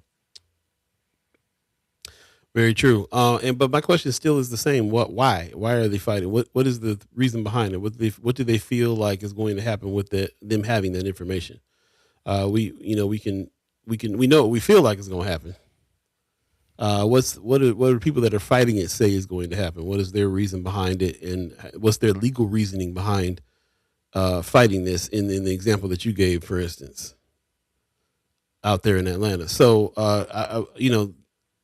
I'm asking because I need some ammo. I need some, you know what I'm saying? I need some language here. Why is this a problem? Mama God says the real question is, why do we have to provide the data? Yes. What law says we don't have sovereign control and do not need to share our data? True. I think that's there for privacy's sake, just because we shouldn't have to. And all those things sound good, feel good, and they're right. But why? What's the legal reasoning behind them? You know, us saying we don't have to. First of all, it messes with our privacy. Which amendment, which law is saying that is the case? And second of all, if they decide that they are making it a law, like Hilgers is saying, they have to comply. Then are we fighting it just because we just don't think that people need that information, or are we afraid that they're going to use it against us some kind of way? And if they are, is there a legal argument for that? Is there something that has happened here besides them asking for it that is the other side of the fight? I know I'm working through how it is I'm trying to ask this question, but I hope you get the gist of what I mean. Yeah, I'm just trying to think of the talking points and how to respond. Yeah, let us know in the chat too if you understand that, if you're seeing that. I want some more understanding on like what I want more understanding. I know it's bad. It's bad news that they want your voter information, but why? What can you reasonably argue as to why that is not legal? Why that's not needed? Why it is invasion of our privacy? And what do you think they're going to do with that information? we can kind of leave it at that as well. I want to put the question out. I want us to think about that a little bit more as it's coming. As you can see, what I've been trying to do, what we both have been trying to do on this show is get past the initial emotional reaction to the thing. We have to have some reflection. We got to figure out why, what, and figure out the language to all these things. We're not just here just giving you the news. Well, they're giving away our voter data. It's the headline for today. It's happening tomorrow. Done deal. Done conversation. No. First of all, how do we feel about it? Don't like it. Don't like it at all. No need for you to have our voter information or any other information. Privacy. Give me some privacy. All right, cool. Now we got our initial feeling out the way. What's the secondary matrix here? Where are we going next? Where are we going next with the thoughts? After now that we've been reflected on what happened, we've been reflecting on how we feel about it. What's next? That's what I want to know from you. Chat chimers, chime up. Mama God says they do not need it. States control voting. Look at what Doge did with our data. Here we come. Here we come with the points. Come on, Mama God. That's what I'm talking. That's what I'm talking about. That's what I'm saying. We got some precedent here. What did Doge do with our data? States control the voting. They're trying to take that away. Yes. How is grabbing our voting information help with their fight to make this a national vote? What is that going to mean? We can think of nefarious reasons why things are going to happen. Of course, we can take it back. Right. We can take it back to Jim Crow. We can take it back to Hitler. We can take it back everywhere and figure out why it's a bad idea for them to be having all our information. But give me the language.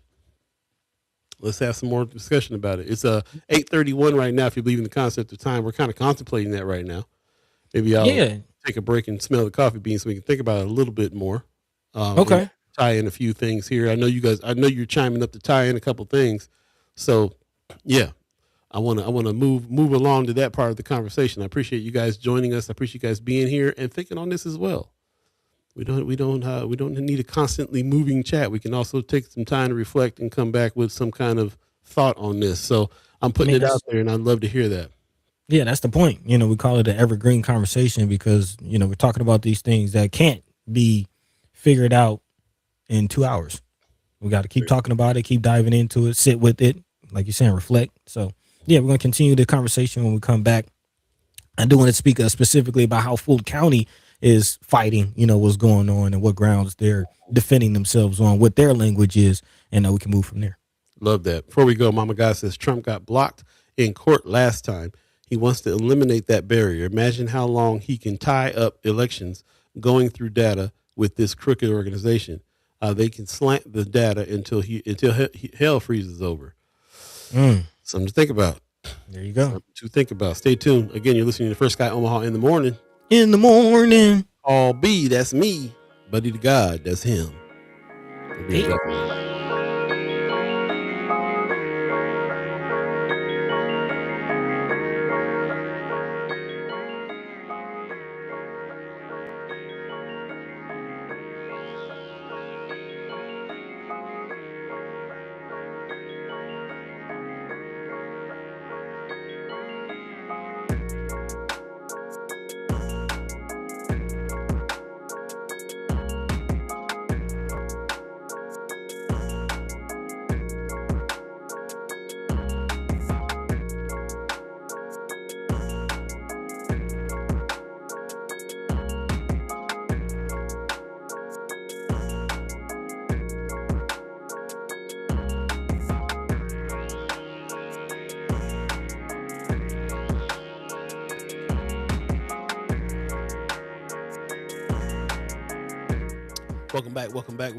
Welcome back. First Sky Omaha in the morning. In the morning. All B, buddy to God. Hope we get your head nodding a little bit this morning. Fired up on this Wednesday. Again, it's Wednesday, the 11th of February already. Yeah, we're moving right along in this year. I wanted to shout out Avo Katie, who was in Friends of First Sky Omaha, putting this little bit of information out. Movie on PBS, independent lens movie called The Librarians that you can watch now. It's all about the fight. These librarians are fighting to keep some of the banned books in the library. Man, Very interesting. Very interesting deal. When lawmakers seek to review a list of books, librarians themselves on the front lines of the national battle across the U.S., librarians face the impact of uniting against library collection standards that include restrictions or race-related LGBTQIA plus content. Drawing on historical contents, the librarians explores the broader implication for education in public life. All the stuff that we're talking about right now, education in public life. Shout out to Independent Lens. Shout out to PBS. Shout out to the movie The Librarian. Shout out to Advocati for giving us the information on this and Friends of. I think it's something I definitely want to definitely check out. Also, there's some events coming up here. We wanted to get back to a few haps before we get back to the conversation real quick. yes, Big yes. Wade is going to be out and about Friday night live. You're on the air, live performance and interview with Big Wade performing his hit single, I Think It's Me. This is happening Friday, February the 13th, in a couple days here on Friday from 8 to 11. It's going to be at 1207 Harney Street in Omaha, Nebraska. I think this place is called Party at the Garden. Okay, or Planted Farm. Okay. The Garden is where this is happening. So it's partyatthegarden.com for more information. New spot I'm not really aware of here, but shout out to 95.7 The Boss. William King, I guess he's going to be broadcasting this live. Shout out to Big Wade, one of the best performers in the country as far as I'm concerned. The boy is off the chain. Man, Man, boy good. He good.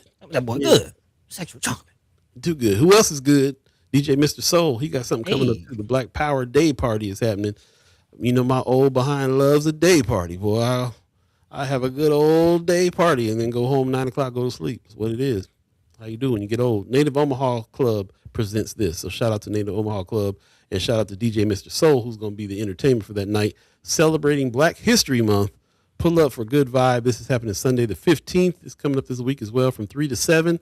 Soundtrack provided by DJ Mr. Soul. $10 cover charge. This is going to be at the Elks, right on the Deuce, 2420 Lake Street in Omaha. So you know what that is. That's some grown folks business right there. I love it. That's what's happening. Shout out to them on that. And then, of course, last but not least, got to reiterate, Omaha Entertainment Awards is happening on the 15th as well, a little later on. This coming up, 20th Annual Omaha Entertainment and Arts Awards is happening. Highly suggest you get your tickets. It's going to be a 20th annual show, so a very special show. Been in the game 20 years celebrating local artists, musicians, and performers, and everybody else that wins awards for these particular awards here. So we appreciate all the efforts behind the OEAA team and the board, the active board that's out here really trying to put this together, all the volunteers, and of course, shout out to all the nominees who are going to be looking at winning an award that night. Definitely check it out. It's going to be at the Admiral, 2234 South 13th Street on the 15th of February. Coming up, don't miss the 20th Annual Omaha Entertainment and Arts Awards. Let's give the people flowers while they're still here. Let's do it. Buddy is deep in doing the research over here for sure. I'm trying to find a point, but the rabbit hole is just too deep. Just keep going. Just keep going. Well, why you? I got one more. I'm gonna do one more. Actually, I got a couple more, but I'm gonna do one more. We already talked about what's going on tonight here at Film Streams, Ruth Sokoloff Theater. The last showing of Straight No Chaser with Thelonious Monk. It's happening at 6:30 tonight. Highly suggest you go take some time and go check this film out. Very important film. I'm so glad. This is what makes film streams cool to me, that they would play a film like this. This is what's up. I can't wait to see who's in the room coming for this particular viewing. If you saw the viewing on the 7th, let us know.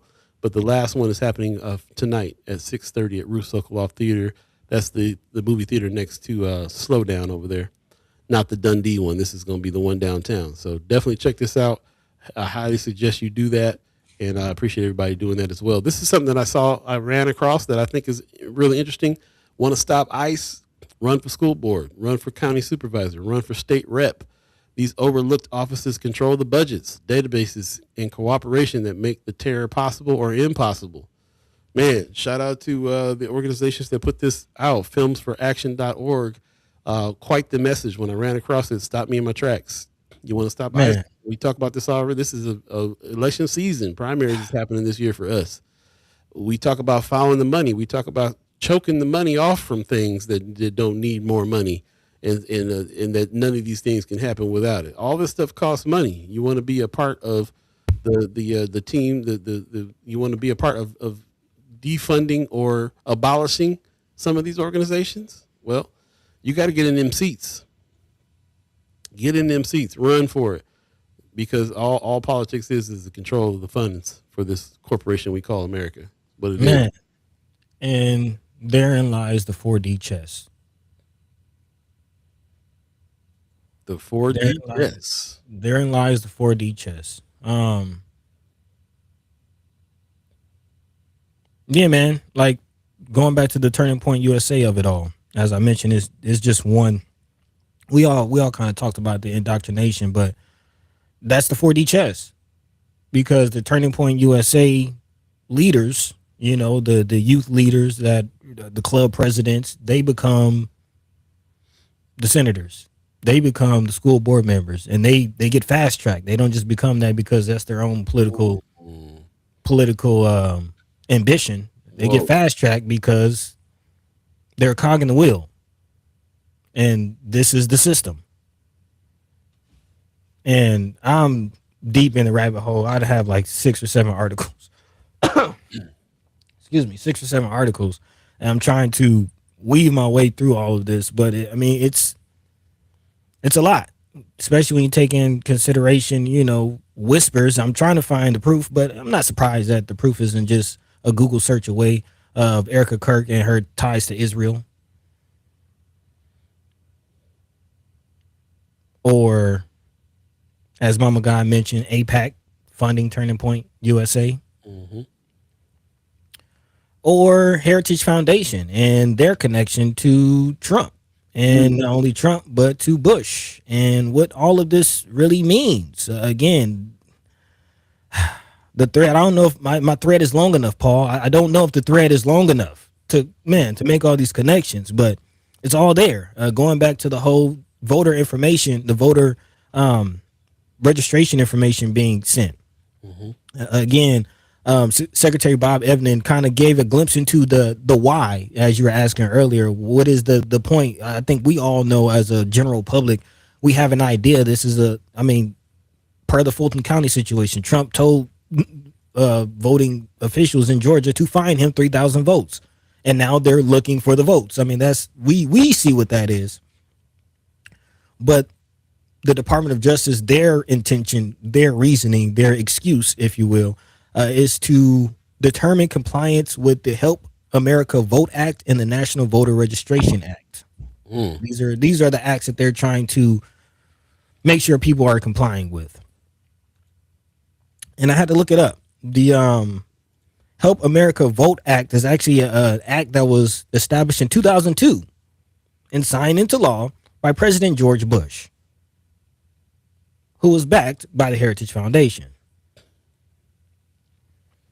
So was Reagan.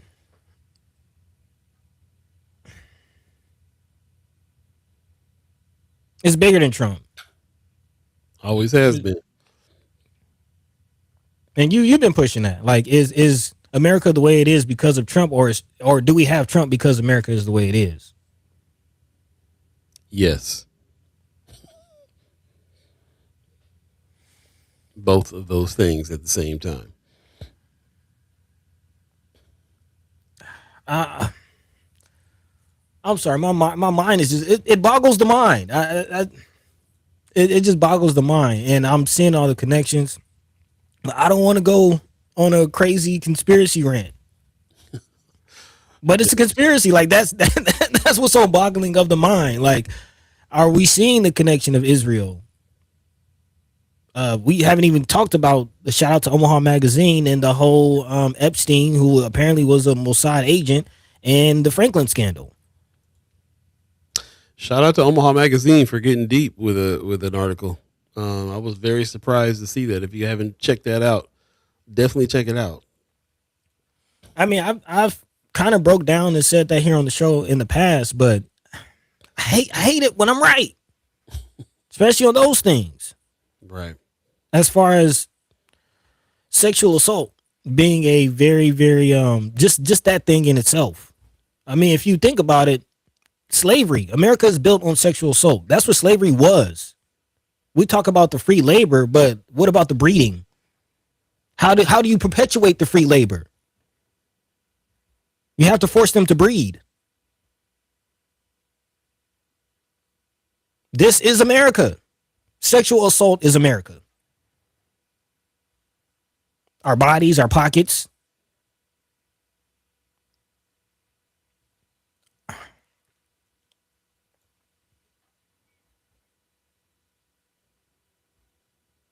Man, I mean, I'm Yeah. thinking about prison culture, like all of it. It's based in the perpetuation of sexual assault. Right. Yeah.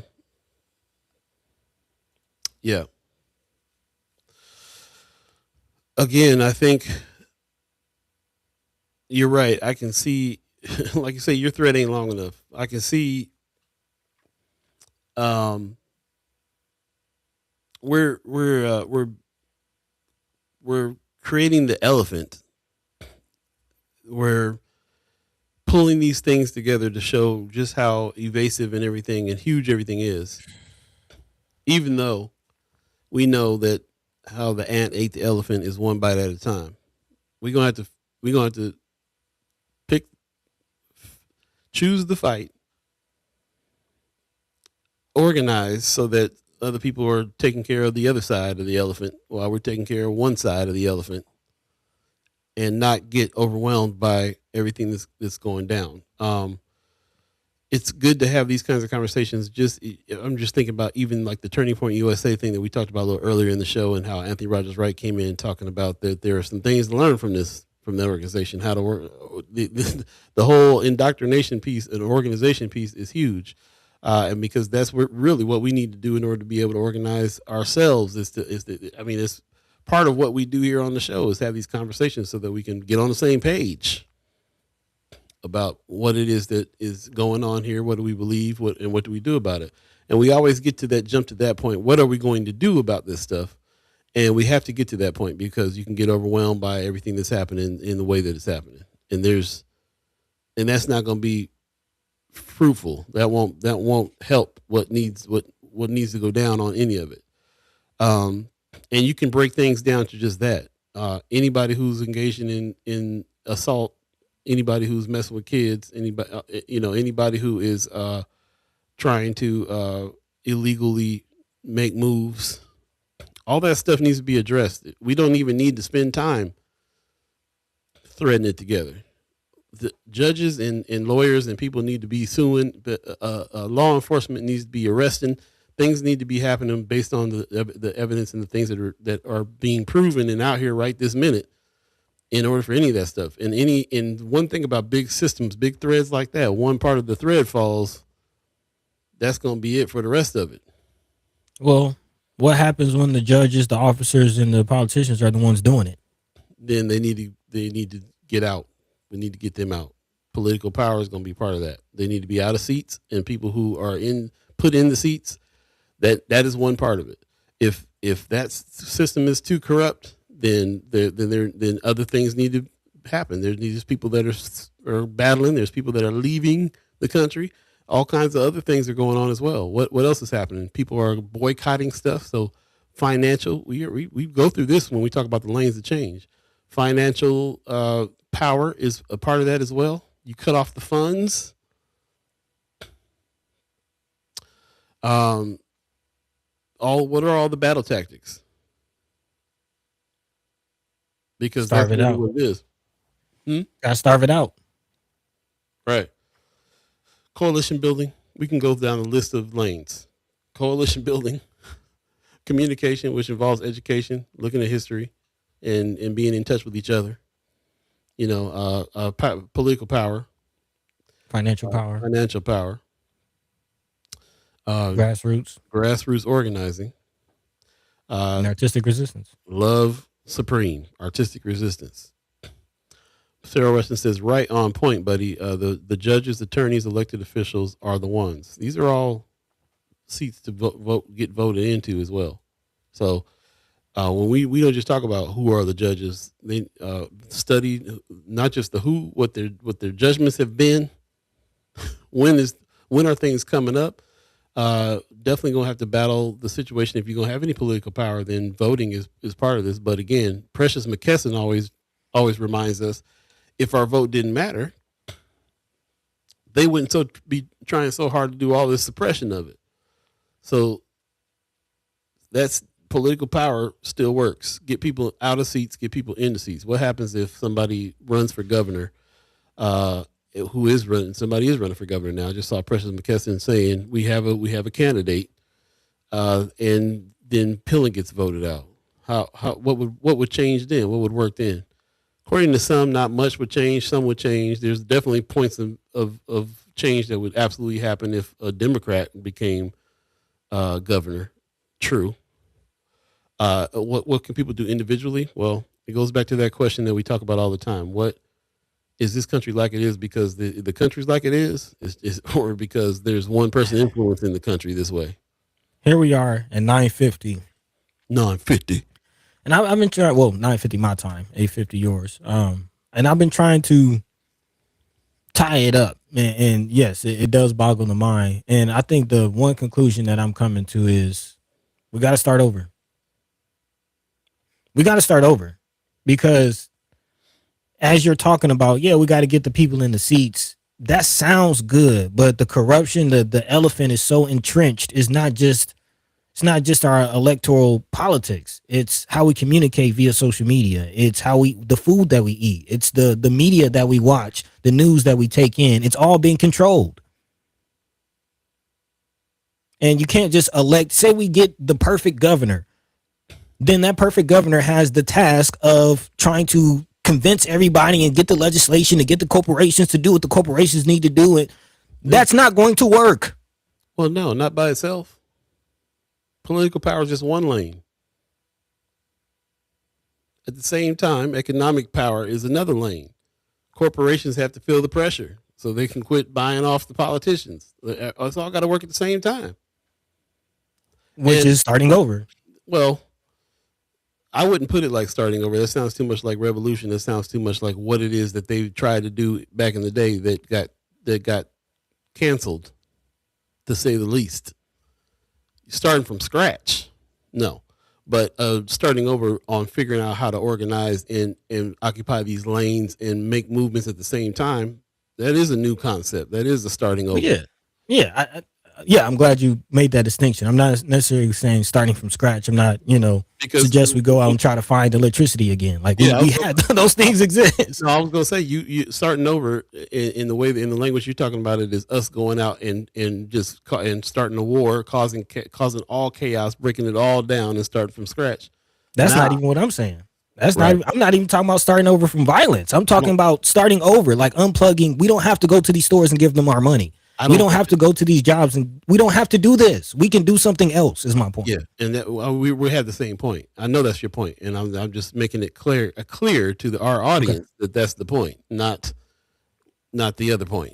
Right. Anthony Ryder's right in the chat. Elections will never liberate our people. They can organize, but not liberate us. Right? No, we need all the lanes for the liberation, not just some of them. Cheryl Weston, like, y'all quit talking, get to the point. How do you starve it out? You're right. When we just talk and will not vote. We got to work on the vote part. That's not all we got to work on, of course. She says, right on point, buddy. The judges, attorneys, elected officials are the ones, of course. Knowledge is bliss, Wanda Lewis says. Eyes don't lie. Also, Sean McCarthy is saying Trump is the logical extension of what's been happening since the 1980s when talk radio, CK-Fab, began to dominate politics. Again, right around the time the Fairness Act was repealed. We got several origin points for sure. Mama God says, give the devil their dues. When something impedes their mission, they put their money and plan in action to knock it the hell down.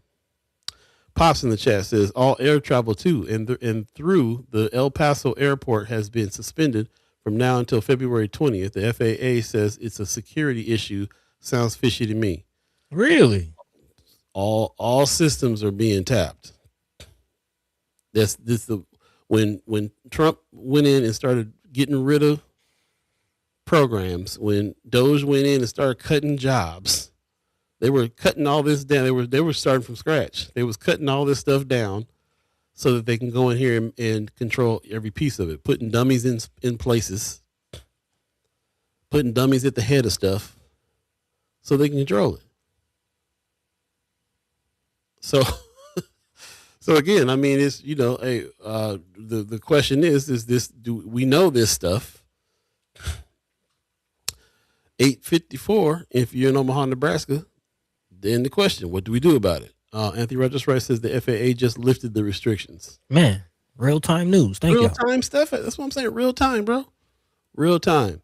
So number one, we hate leaving it off with 5 minutes left in the show.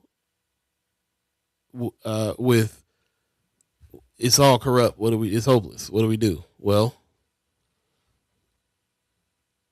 what do we do? Let's figure it out. Precious, I'm going to have Precious McKesson back on to talk about some of these things, because right now in the system we talk about political power. There are candidates that are running. It is the 6 to dismiss season. It is primary season. Political. How many lanes of change are we looking at?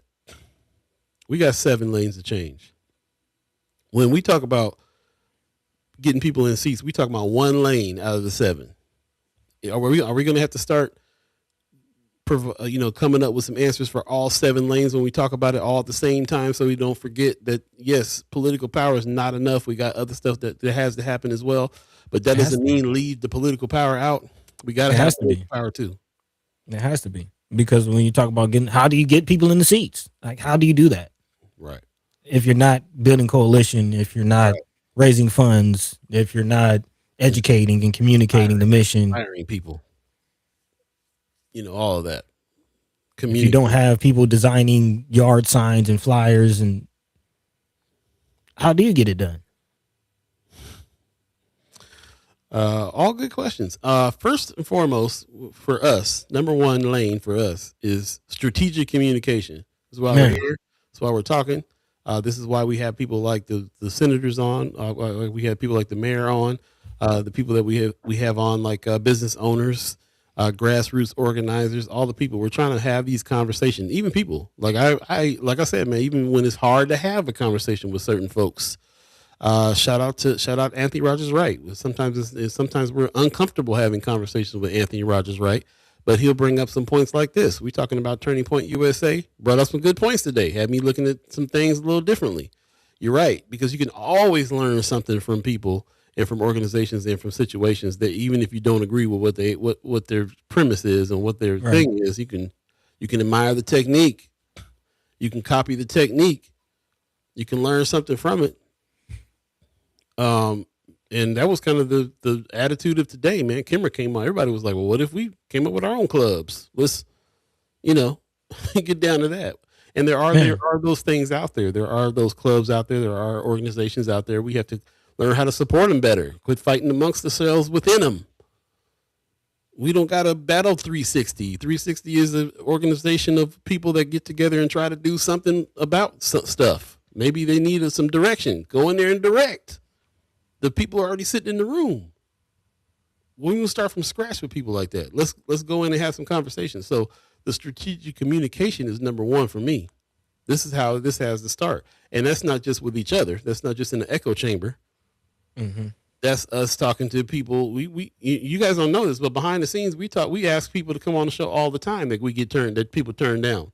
We don't just ask the Democrats and people that think like us on the show. We always are putting it out there for other people to come on the show, and they'll decline. They don't want to come on and have a honest, clear conversation. Half the people I ask on the show are like, what exactly are we going to talk about? I need to prepare. I'm like, we don't do it like that. We have organic conversations. Come on the show. We just going to talk.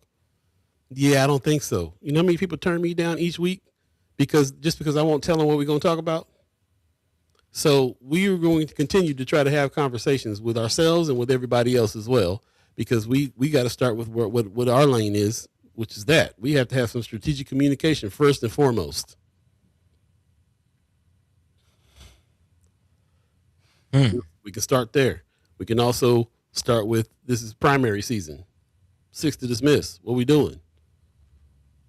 And how we doing it?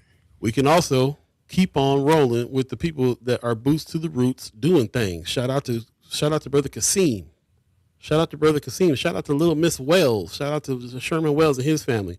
Says an 8-year-old elementary student, Little Miss Wells, the granddaughter of Sherman L. Wells, has chosen me as the candidate for her Black History Month project, and I'm absolute lost for words, y'all. According to the youth, I'm in the books, y'all.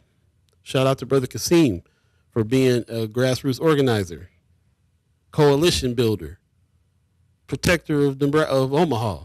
Kasim is a safety advocate in Omaha who works hard to protect and uplift families. He teaches gun safety, self-defense, and more. He serves as the personal bodyguard and head of security for world champion boxer Terrence Crawford, helping keep him safe during events and travels. In 2021, Kasim made history as the founder of Omaha's only Black Flag Football League and was recognized at the Nebraska State Capitol by State Senator Terrell McKinney for his leadership and service. Come on with it. We already got it out here. We got us. We know we got us, and it's enough. We just need to keep on having some conversations, organize, try to keep things in line, try to define what people's lanes are, give them support in those lanes, and do what we can do. Leave it up to God after that, bro. Like, for real, live life. That's the reason why the lane 7 is so important. Lane 7, love supreme. It's so important. What are we doing it for except for the 7th lane? That's the most powerful lane, to be honest. Got to do it. Pops in the chat says, I love the point of learning even from opponents. When asked to name one good thing of the devil, a woman said, he's a hard worker. Hey, as a poker player, as an individual who is a chess player, yeah, you got to learn from your opponents. Oh yeah, they say a broken clock is right twice a day. At the very least. Also, speaking of the devil, Mama Gawd kind of shares similar sentiment. She says, "Give the devil their dues. When something impedes their mission, they put their money and plan in action to knock it the hell down."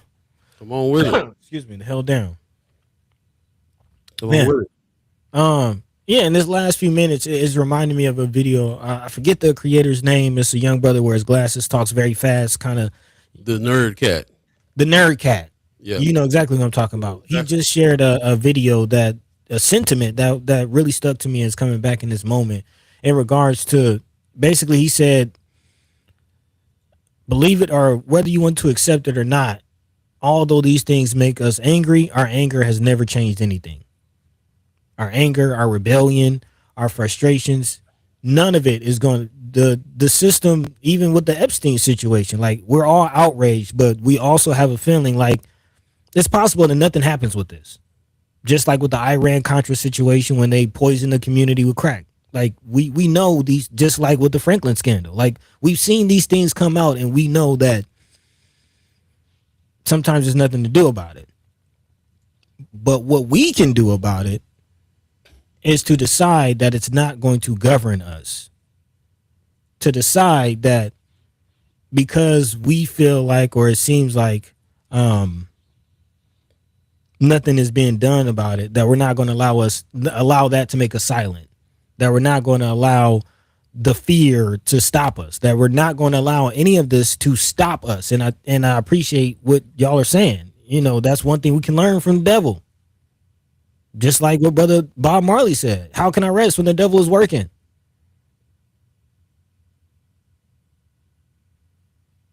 So in this last few minutes, I will echo that sentiment to you. What can we do in this moment? We can decide that we're not okay with this. We can decide that we're not going to let fear, doubt, any of this stop us.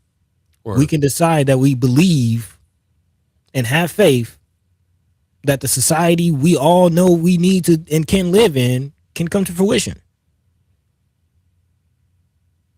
It starts with belief. That's the first step. If you don't believe it, you can't achieve it. And, you know, we say cliches on the show a lot because they're true.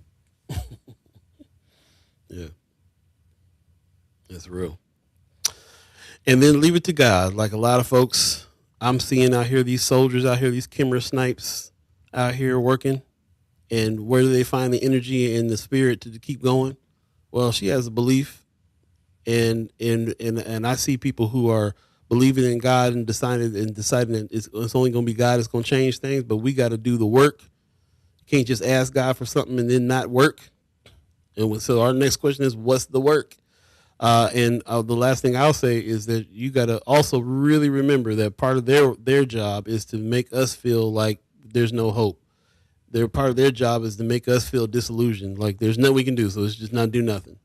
And they're doing a very good job strategically communicating to us that we got no power, we can't do nothing, and it works on our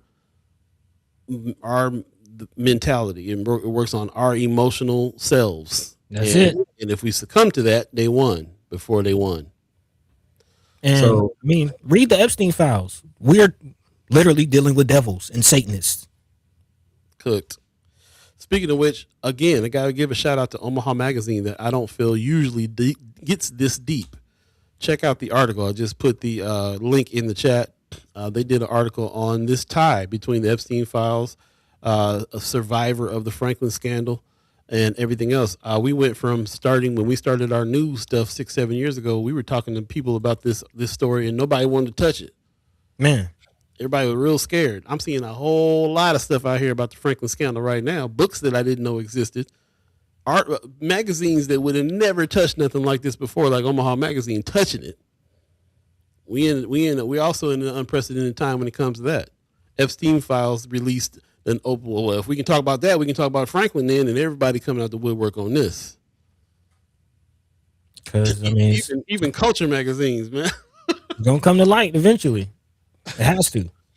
Even the culture magazines is coming out. It reminds me of when John Heaston turned the Reader from a culture newspaper to like, no, this is 2020 now. We got to write some stories. We got to talk about some real stuff. Omaha Magazine, come on with it. Shout out Doug Meeks over there. Hey, shout out to Doug. Y'all make sure y'all check out the OEAs. Check out OEAs. We're going to get out of here. We already 6 minutes past. Hey. But yeah, appreciate all you guys' comments and letting us work through some things. I hope that you gleaned something from this conversation, because this is us in real time, figuring some things out with ourselves with your help. And we really appreciate everybody that is part of that in a big way. Anthony Rogers Rice says, hope is an axe you use to break down doors, not a lottery ticket to be waited for. Come on. Come on with it. Man, I appreciate that. Most definitely. It's a good comment to end, man. So with that, let's get up out of here, man. We appreciate, love, and thank all of you for joining us in this conversation, this mental journey, as we call it. Again, evergreen conversations, just trying to get down to the bottom of it and reach some kind of level of agreement, understanding, so we can move and build together. Because yeah, that's what it's all about, man. So we appreciate you. We love you.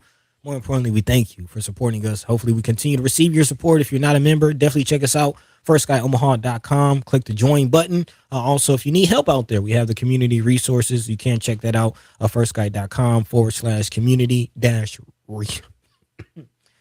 resources. Pardon me. And again, catch the same time, same place, Monday, Wednesday, and Friday. Right here on First Guy Omaha in the morning, Paul. In the morning. Hey. Go ahead, take it away, bro. Right on. Mr. Cheryl Weston said, buddy, preaching this morning. Yes. That's what's up. Appreciate you, Miss Cheryl Weston, for coming through. Definitely check out her YouTube channel as well. She's out here doing the good work. Also, check out her Facebook page, because a lot of times the only camera in the room is Miss Cheryl Weston holding that camera on some of these meetings. Shout out. We're going to do better about this in 2026 and give her some support. But shout out for the work that you're doing in a big way. News gang. Pop says, great show. Thank you. And see you on Friday. Appreciate you, Pops. Also want to give a special shout out to Vince Furlong. Like I said, Vince Furlong. If you don't know Brother Vince, get to know him. He's a creative content creator camp alumni, friend of First Sky Omaha. When I first got in town, the first job I took was Vince Furlong had a South Omaha walking tour, and that was the first job I ever got on. And then me and him helped start putting things together for the North Omaha walking tour that he started later on. So shout out, he's always been around here doing the work. Shout out to Vince Furlong. He's now with Documenters. Shout out to the Documenters program. Shout out to Flatwater Free Press for supporting the Documenters program. And I got to tell you, send us ideas on meetings and things that you feel like we need to be at and we're missing. And those are some things we can pass along to the Documenters, and they may put that in the schedule. and find folks to do it. If you want to be a documenter, I highly suggest you sign up. It is a paid position. You get paid to go and do the very first parts of reporting on a thing, which is to document things down, the who, what, why, where, and everything that's happening that you're seeing. You're there in the room documenting things. If you have spare time to do that, make a couple bucks and become part of the news gang on that level. And I highly suggest you do that. Let us know if you need us to make that connection. Hit us up at firstskyOmaha@gmail.com for sure. We're going to be pushing this year. As a matter of fact, it's going to be a thing. Content creator alumni, we're going to be sending in that direction. And also new students that come in might have to go through the documenters program first before you can get to the content creator camp with us. So we're doing some forging of some things together with us, with documenters, with Flatwater Free Press. We're making this thing stronger, and other people in the community that are doing this kind of work as well. So definitely check that out. We'll see you. Pop says a great show. Thank you, and see you on Friday. Appreciate that. We'll come back Friday. Tentative special guest on Friday as well. Can't announce them because it's not confirmed, but look for a special guest on Friday. And then next week, what is confirmed, we got Senator Michaela Cavanaugh coming on Monday for a special Senator Cipher next Monday. And then next Friday is the day that we're anticipating having our monthly meetup with the mayor. So next week is going to be chock full of great guests and great conversations as well. Stay tuned for that. Do us a favor. Tell a friend, tell a friend, tell a friend, share the show and all that good stuff. Really appreciate that and appreciate you for doing that as well. As Buddy mentioned, we do have membership. Go to our firstskyOmaha.com page and hit the join button. Become a reoccurring member of the channel. Thank you to the $10 people, the $25 people, and the $50 people. Thank you very much for all your contributions. This is what helps us grow and make it happen. Also, if you want to advertise with us, hit us up at firstskyOmaha@gmail.com. We do have some avenues for advertising as well to push your event and everything else. I'll be happy to send you a rate sheet. We get a lot of people that give us that are trying to send their small business and their information through Friends of First Sky Omaha. And we really appreciate everybody who's doing that. But if you really want to support what we're doing here and you think our page is that valuable, hit us up for some advertising. Go to firstskyOmaha@gmail.com. We'll send you over a rate sheet and we can make that happen. With that, man, it's going down. Mama God says, enjoy your day, fam. Appreciate you. She says Friday show at regular time. Yeah. Yes. Yeah. It's only every other week that when we work with Senator McKinney and Senator Spivey that we need to do that hour extension. But it will be 7 to 9 on Monday or Friday for sure. Wanda Lewis says it's also being said that Big Mamas will be closing. Really? Man. Does anyone know about this? Said that they did not renew their license. What? No, this is the first I'm hearing about that. We'll have to definitely look into that for sure. Appreciate you, Wanda Lewis. Appreciate everybody who's joined us today. Shout out to the Umaha Tribe elders for allowing us to be on this land and speak while we're here. Shout out to the Umaha Tribe for sure, man. Making some changes. Some things are shaking up in the tribe. So we'll have to check in and tap in and find out what's happening there with our brothers over there. But thank you for allowing us to be here and speak. Thank you to our elders for allowing us to speak before you, and also for your contributions as well. We don't just have elders that are sitting back letting us speak. They are contributing in a big way, and we're glad for it because we're here to learn. And I'll shout out to you, the chat chimers, for doing the same. Buddy, you was really definitely deep in this rabbit hole still. I am. My mind is. I'm like the meme was like all the red string around the room. I'm figures and facts and figures floating in front of your face. Yeah. I'm yeah. We're gonna get out of here and let Buddy get in study mode. I think we have an awesome show on Friday. I can see it coming. See the wheels turning now. Man. Right on. We appreciate you guys. Take care of yourselves. It's supposed to be nice out today. Enjoy the weather while we have it, and take care of yourselves. And we'll see you guys on Friday. Right? Yeah. Wednesday. Yeah. We'll see you on Friday. Yeah. Peace. By the way, Vanglorious. This is protected by the red, the black, and the green. At the crossroad, with the key. By any means